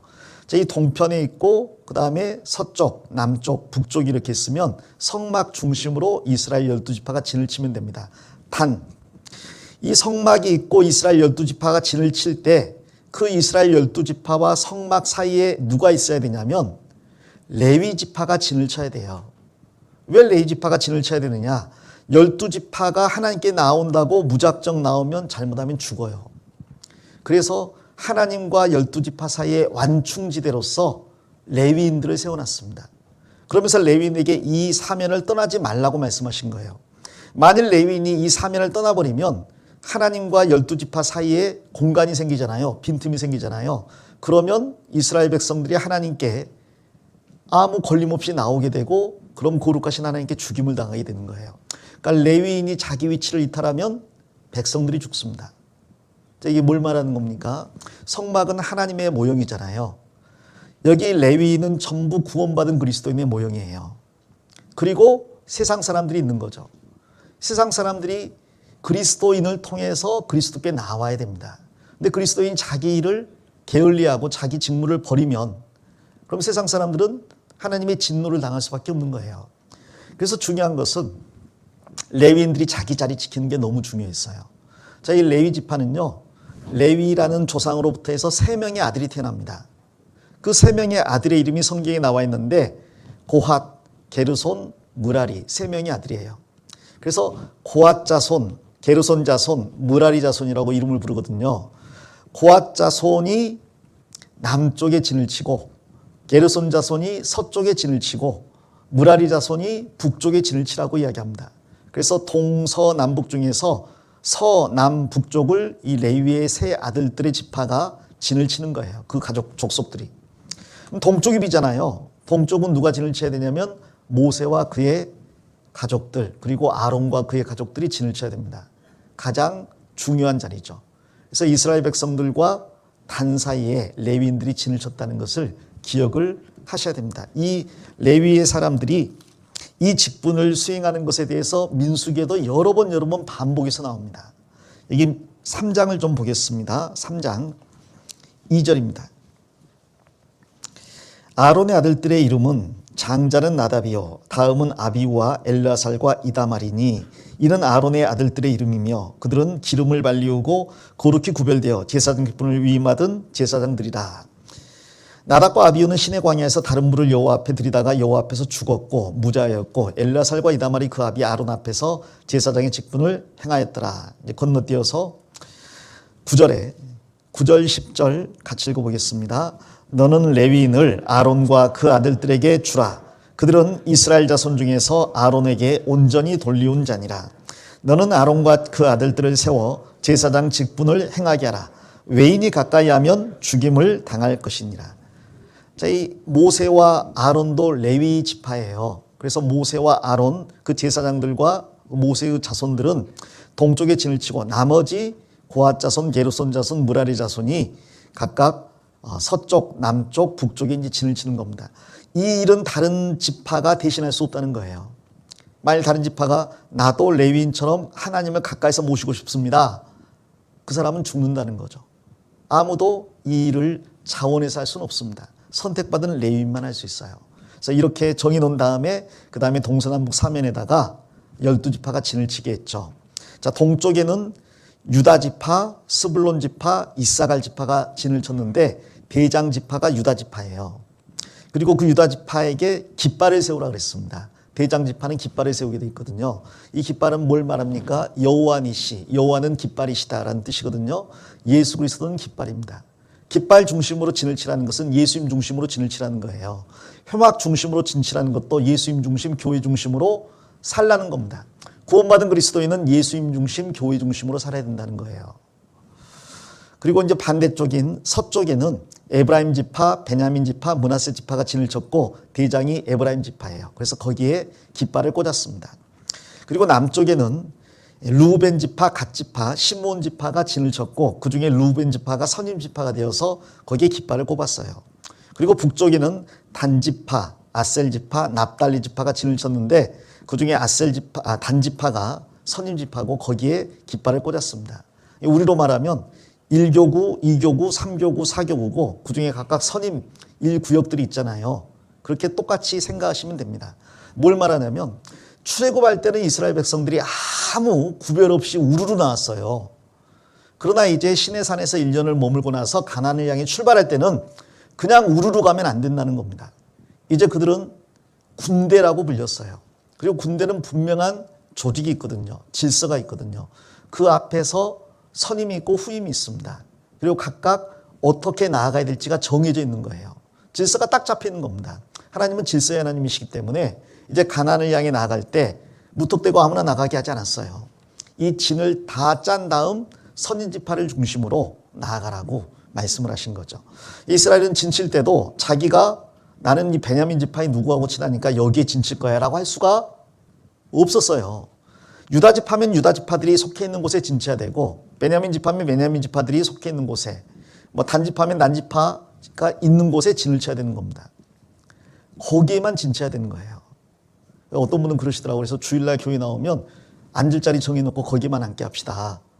뭐 우리는 그렇게까지 할 필요는 없을 것 같지만 중요한 것은 내가 속해 있는 지파가 중요합니다.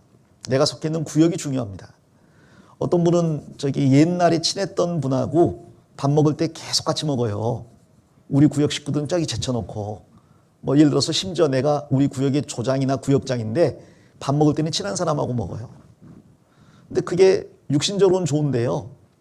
구역을 하나로 엮는 데에는 문제가 되는 경우가 있습니다. 우리 구역에는 밥을 혼자 먹는 분도 계시고 안 드시고 집에 가시는 분도 계셔요. 내가 챙겨야 될 사람들이 우리 구역에 분명히 있습니다. 내가 나를 기쁘게 하려면 뭐 편한 사람하고 밥 먹으면서 수다 떨면 좋겠죠. 그러나 이 지파가 12지파가 딱 자기 자리를 차지하고 있기 때문에 내 주변에 있어야 될 사람이 있는지 없는지 파악할 수가 있잖아요. 만일 떠났다면 어디로 갔는지 찾을 수가 있거든요. 만일 다른 지파 사람이 자기 지파에 진을 쳤으면 바로 알게 되죠. 야, 너는 루벤 지파인데 왜 단 지파에 와서 진쳐? 네 집 가. 그럴 거 아니에요. 자, 이것이 민수기에서부터 나와 있는 거예요. 성막과 레위인들을 중심으로 이스라엘 12지파가 진을 쳐 있습니다. 자, 이것을 멀리서 보면 이렇게 보일 거예요. 뭐가 생각나요? 십자가요. 십자가 성막이 있고 모세와 아론 자손들이 있고 그 다음 레위 지파가 맡고 있고 그 다음 이제 12지파가 이렇게 진을 치고 있는 겁니다. 멀리서 보면 십자가가 보일 거예요. 구약에 있는 교회의 모형입니다. 자, 그리고 이제 3장에 가면 이 안에서 봉사할 사람들을 하나님께서 뽑으시는데 특별히 성막에서 봉사할 사람들 제사장과 레위인들을 구별을 하십니다. 3장 가보겠습니다. 3장 좀 전에 앞부분을 읽었으니까 14절부터 제가 읽겠습니다. 여호와께서 시내 광야에서 모세에게 일러 가라사대 레위 자손을 그들의 종족과 가족을 따라 계수하되 1개월 이상의 남자를 다 계수하라. 모세가 여호와의 말씀을 쫓아 그 명하신 대로 계수하니라. 17절 같이 읽겠습니다. 레위 아들들의 이름은 이러하니 게르손과 고핫과 므라리요. 자, 레위 지파가 있는데 그 레위의 3명의 아들이 있어요. 게르손, 고핫, 므라리. 그래서 이 집안별로 하나님께서 성막의 일을 나누어 주십니다. 게르손 자손은 이런 일을 하고 고핫 자손은 이런 일을 하고 므라리 자손은 이런 일을 하라고 딱 정해 놓으셨어요. 자, 그리고 그 일을 할 수 있는 사람들을 이제 계수를 하는데 제일 처음에 계수할 때는 1개월 이상의 아이들을 계수했습니다. 그랬더니 총 계수하는 숫자가 나올 거 아니에요. 자, 그 중에서 성막에서 봉사할 수 있는 사람을 따로 계수를 하는데 그 사람은 조건이 30세부터 50세까지예요. 50세가 넘으면 이제 성막에서는 은퇴하는 겁니다. 다른 레위 지파의 일을 할 수 있지만 성막 일은 30세에서 50세가 하는 거예요. 인생의 가장 황금기를 가장 중요한 시기를 하나님을 섬기는데 보내는 겁니다. 자, 이거 보면서 그런 생각이 있는데 30살 미만의 청년들이 주님께 봉사하잖아요. 그 귀한 거예요. 또 50 넘은 60, 70, 80 되신 분들이 봉사하잖아요. 귀한 겁니다. 그러나 가장 귀한 것은 인생의 황금기인 30대, 40대, 50대를 주님에게 드리는 게 더 가치가 있는 거예요. 어떤 분은 그때는 열심히 자기 일을 위한 삶을 살아요. 일단은 돈 좀 벌고 집도 짓고 또 노후 대책도 세우고 그리고 나서 이제 은퇴하고 여유가 생기면 그때 가서 주님 섬기겠다고 하는데 물론 그때 섬기는 것도 귀하고 가치 있습니다만은 젊었을 때 청춘을 주님께 드리는 거하고 비교하기는 좀 어렵죠. 마치 생선을 한 토막 사가지고요. 한 마리 사가지고 4등분을 하면 머리가 있고 꼬리가 있고 가운데 몸통 2마디가 있을 거 아니에요.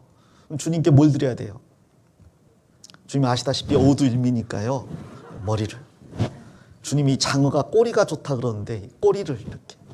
그러면 안 되잖아요. 내 인생의 가장 귀중한 때를 주님께 드려야 됩니다. 그래서 주님께서 레위인들은 1개월 이상만 되면 다 계수를 했어요.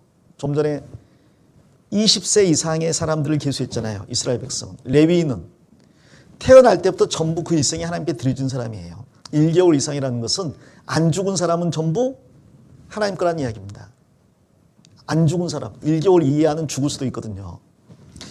태어난 사람은 전부 하나님께 속한 게 레위인입니다. 그 중에서 가장 황금기를 주님께 드리라. 회막에서 봉사라고 이야기합니다. 이 회막에서 봉사하는 사람들은 전부 레위 사람들이에요. 모세와 아론도 레위 사람이고 아론의 후손도 당연히 레위 사람이겠죠. 그들이 대제사장이 됐습니다. 근데 아론의 자손은 4명이 있었어요. 나답과 아비후, 엘르아살, 이다말. 그런데 나답과 아비후가 술에 취해서인지 잘못된 불로 분향을 하다가 죽었습니다. 그래서 엘르아살, 이다말 둘만 남았어요. 대제사장은 이 아론과 그다음 이 엘리야살, 이다말 이들만 대제사장이 될 수가 있습니다. 그 중에 한 명만 대제사장이고 그가 죽으면 그 다음 또 대제사장이 세워지는 거죠.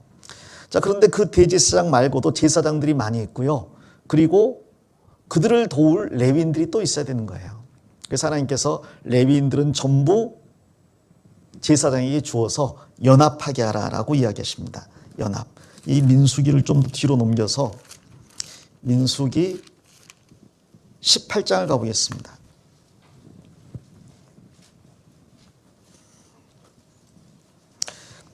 민수기 18장 1절입니다. 여호와께서 아론에게 이르시되 너와 네 아들들과 내 종족은 성소에 대한 죄를 함께 담당할 것이요 너와 네 아들들은 너희가 그 제사장 직분에 대한 죄를 함께 담당할 것이니라. 너는 내 형제 레위 지파 곧 내 조상의 지파를 데려다가 너와 뭐 시키라고요? 합동시켜 너를 섬기게 하고 너와 내 아들들은 증거의 장막 앞에 있을 것이니라. 4절에도 같이 읽겠습니다. 레위인은 너와 합동하여 장막의 모든 일과 회막의 직무를 지킬 것이요 외인은 너희에게 가까이 못할 것이니라. 5절은 제가 읽겠습니다. 이와 같이 너희는 성소의 직무와 단의 직무를 지키라. 그리하면 여호와의 진노가 다시는 이스라엘 자손에게 미치지 아니하리라. 보라, 내가 이스라엘 자손 중에서 너희 형제 레위인을 취하여 내게 돌리고 너희에게 선물로 주어 회막의 일을 하게 하였나니 너와 네 아들들은 단과 장안의 모든 일에 대하여 제사장의 직분을 지켜 섬기라. 같이 읽겠습니다. 내가 제사장의 직분을 너희에게 선물로 주었은즉 거기 가까이 하는 외인은 죽이울지니라. 여기 레위인들 중에서 대제사장, 제사장, 레위인들이 나오잖아요. 이것은 레위인들에게만 주신 특권입니다. 특권. 다른 지파는 절대로 할 수 없는 일이에요. 그리고 이 레위인이 해야 될 일은 제일 먼저 해야 될 일이 대제사장과 마음을 합동시키는 거예요. 합동이란 건 똑같다는 뜻이잖아요. 삼각형의 합동 배우셨잖아요. 딱 맞는 겁니다. 이것은 무슨 이야기입니까? 우리의 대제사장은 한 분 예수 그리스도예요. 우리는 전부 성막에서 봉사하는 레위인이에요. 하나님이 우리를 구원받게 해서 예수님에게 붙이셨어요. 그럼 우리는 예수님과 마음을 합동시켜서 예수님의 일을 해야 된다는 거죠. 예수님이 복음을 전하시면서 온갖 수고와 고통을 감내하신 것처럼 우리도 예수님의 마음을 가지고 복음을 전파하는 삶을 살아야 됩니다. 그래서 바울 사도가 빌립보서 2장에서 너희 안에 이 마음을 가지라. 곧 그리스도 예수의 마음이니. 주님의 마음과 우리의 마음이 일치해서 일을 해야 된다는 겁니다. 근데 만일 레위인이 자기의 마음을 이 제사장과 합동시키지 않으면 무슨 문제가 생기느냐? 그래서 생긴 문제가 바로 광야에서 고라당의 반역 사건이에요. 이 고라당은요, 그들도 레위인입니다. 아론과 사촌지간이에요.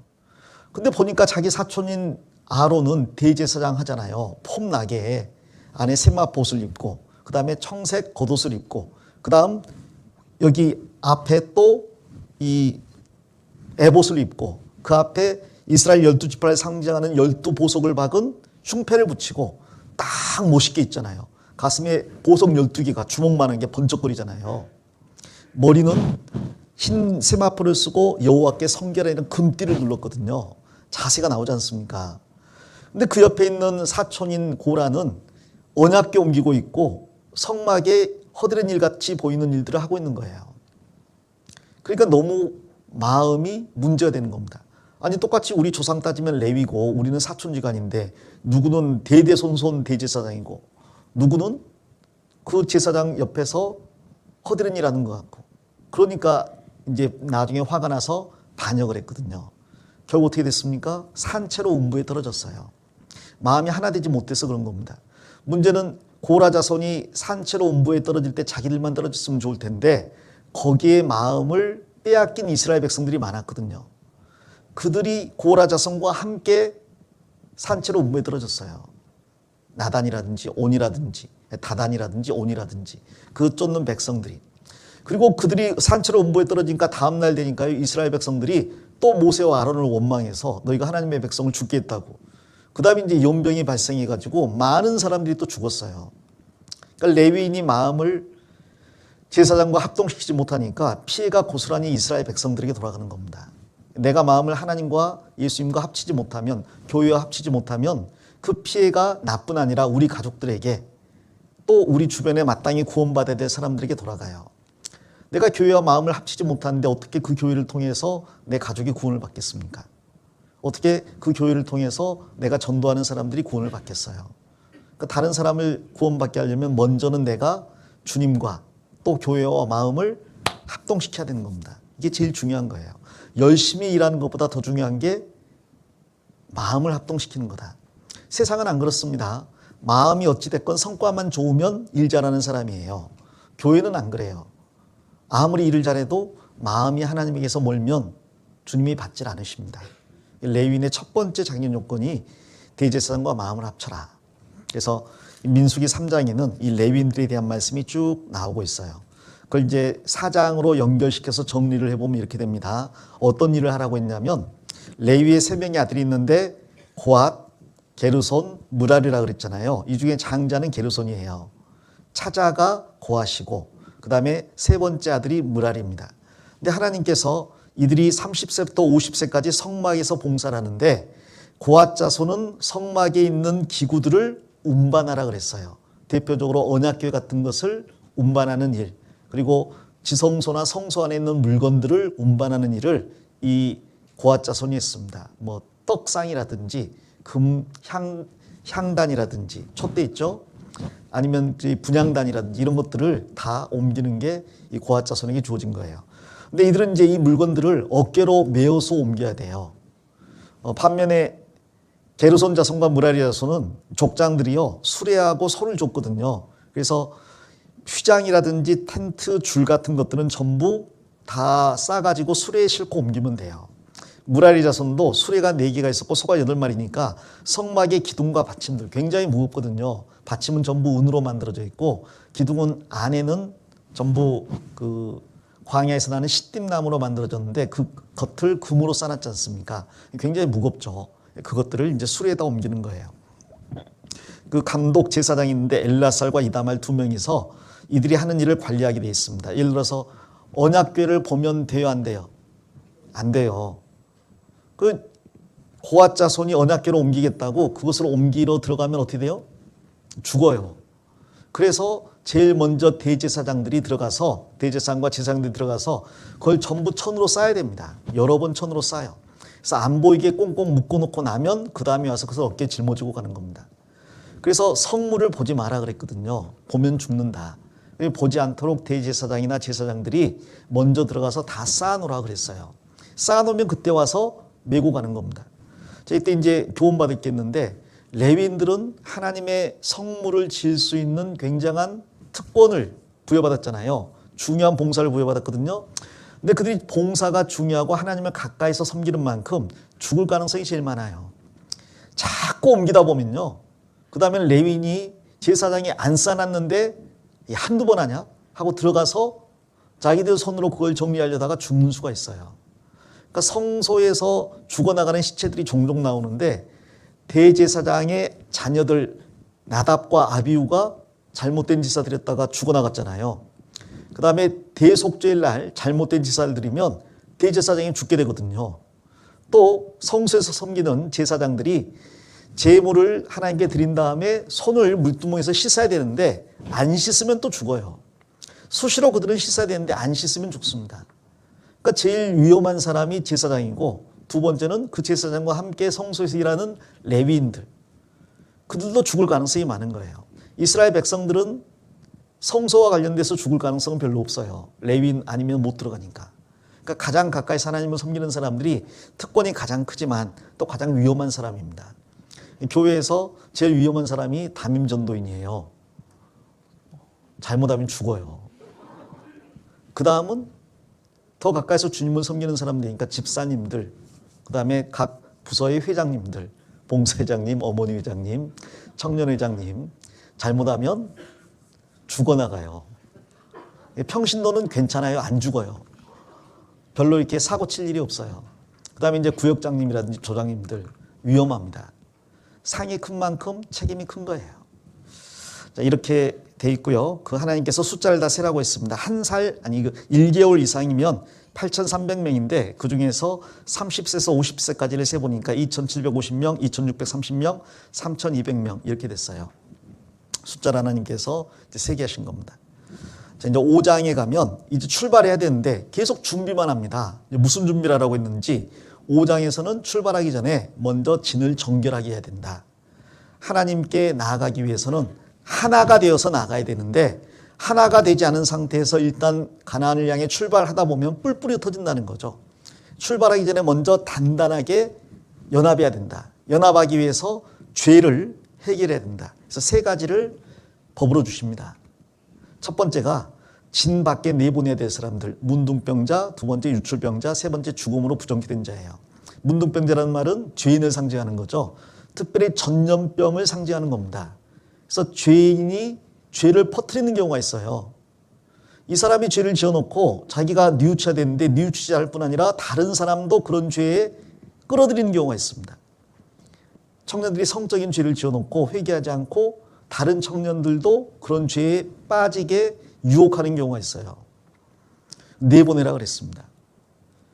전염병은 확실하게 조사해서 그 전염병의 원천이 되는 걸 빼버려야 되고 또 퍼졌으면 퍼진 것까지 빼야 되고 나중에는 빼다 못해 안 되겠다 싶으면 허물어 버리라고 했어요. 문둥병은 아주 확실하게 다스리라고 성경에서 곳곳에서 이야기하죠. 두 번째가 유출병자입니다. 피가 흐르는 거죠. 무슨 말입니까? 예수님의 피를 맨날 듣는데 흘러 떠내려 버리는 사람이에요. 구원을 받을 수 있는 복음을 여러 번 듣고도 안 받아들이는 사람이 있어요. 진 밖으로 빼라 그랬습니다. 우리가 복음을 많이 듣는 건 축복이지만 그러나 그만큼 책임도 큰 거예요. 심판이 더 큰 거죠. 세 번째가 죽음으로 부정케 된 자라고 했는데 죽은 행실을 이야기하는 거거든요. 죽은 행실로 인해서 부정케 된 사람을 빼내라는 겁니다. 그러니까 죄를 허용치 말고 진 밖으로 내보내라는 이야기죠. 자, 두 번째, 사람 간에 죄를 지은 경우가 있어요. 자기 자신뿐 아니라 다른 사람에게 피해를 끼친 경우가 있습니다. 그 경우에는 반드시 화해를 해야 되는데 화해하기 위해서 해야 될 모든 조건을 하나님께서 일러주시고 그렇게 해서 연합하라고 하셨어요. 죄를 지은 사람은 자기 죄를 하나님과 그 피해 당사자에게 자복해야 됩니다. 두 번째는 하나님 앞에는 속죄할 수양을 드려요. 제사를 드려서 자기 죄를 용서받는 거죠. 근데 거기서 끝나는 게 아닙니다.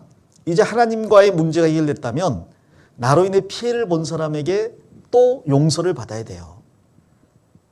나는 하나님께 용서받았는데요. 이 땅에 살면서 특별히 교회 안에 있다면 교회 안에 나로 인해 피해를 본 사람에게 내가 용서를 받아야 됩니다. 그러기 위해서 내가 물건값의 5분의 1을 더해서 그 원 주인에게 돌리라 그랬어요. 내가 이 사람에게 1,000만 원을 꽂는데 안 갚았어요. 하나님 내가 잘못했습니다 하고 용서 빌면 되는 게 아닙니다. 1,000만 원을 돌려줘야 되죠. 거기에다가 20%를 더해서 1,200만으로 갚아주라는 거죠. 반드시 그렇게 하라고 했습니다. 만일 그 원 주인이 죽고 없다 그러면 그것을 됐다가 아니라 하나님께 반드시 드리라 그랬어요. 즉 대제사장에게 드리라고 한 겁니다. 변상이 포함돼야 돼요. 만일 나는 갚을 것이 없는데요. 그러면 그 집에 종으로 들어가서 그 피해액만큼 해당하는 일수를 일을 해서 갚아줘야 됩니다. 그러니까 미안하다고 하고 끝날 일이 아니라니까요. 변상을 하라고 했어요. 그렇지 않으면 그 안에서 틈이 생기고 나중에 갈라지게 되는 거죠. 나로 인해 누군가 상처를 받았다면 하나님과 그 사람에게 죄를 자복하고 할 수 있다면 내가 변상할 수 있는 최선을 다해야 되는 겁니다. 이 유명한 다윗은 그런 말 했잖아요. 그 사람은 4배나 벌을 받아야 될 사람이라고. 4배로 갚아줘야 된다고. 자기 말로 그렇게 말했잖아요. 주님이 4배로 벌 받게 했어요. 한 명을 죽였는데 자기 아들 4명이 죽었습니다. 변상에 필요한 게 있어요. 세 번째는 참 이상한 말씀이 있는데 아내의 부정에 대해서 의심의 소재를 드리라 그랬습니다. 남편이 아내하고 사는데 아내가 외도한 것 같아. 의심이 들어.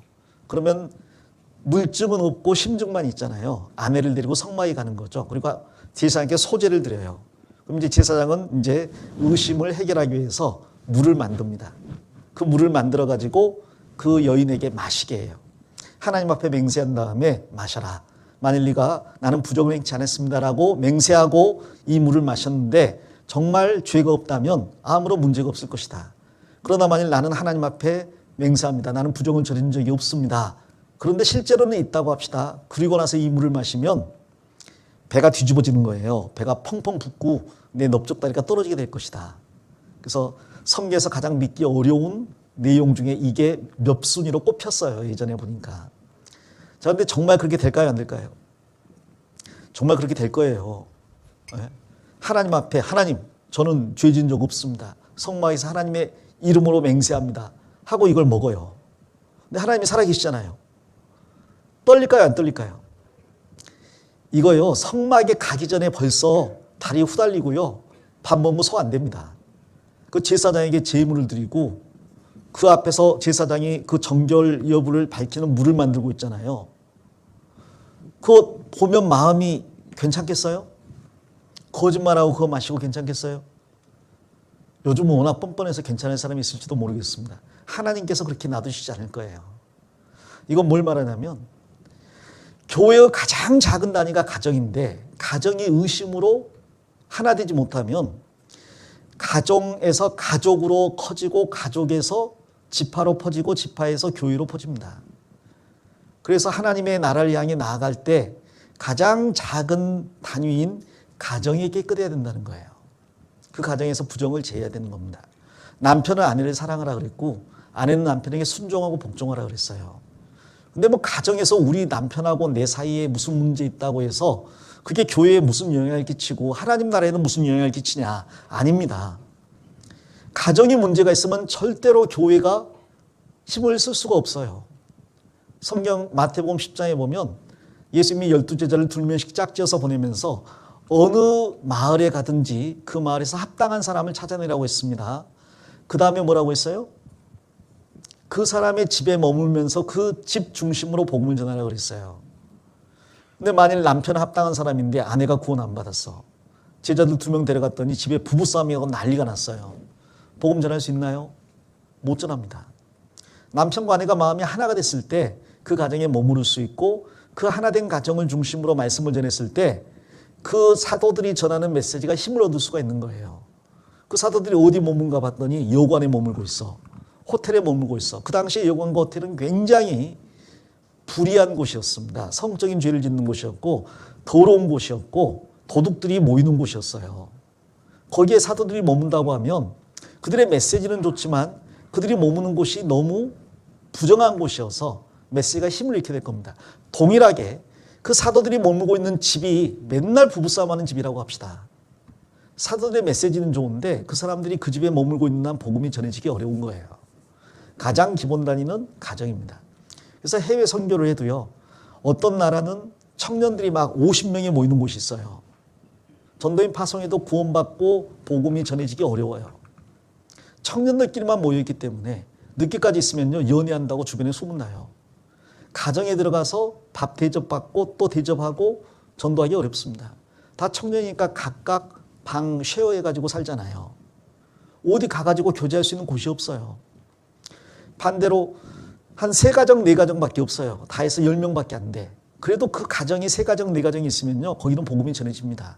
어떤 가정이든지 그 가정을 중심으로 복음을 전하니까요.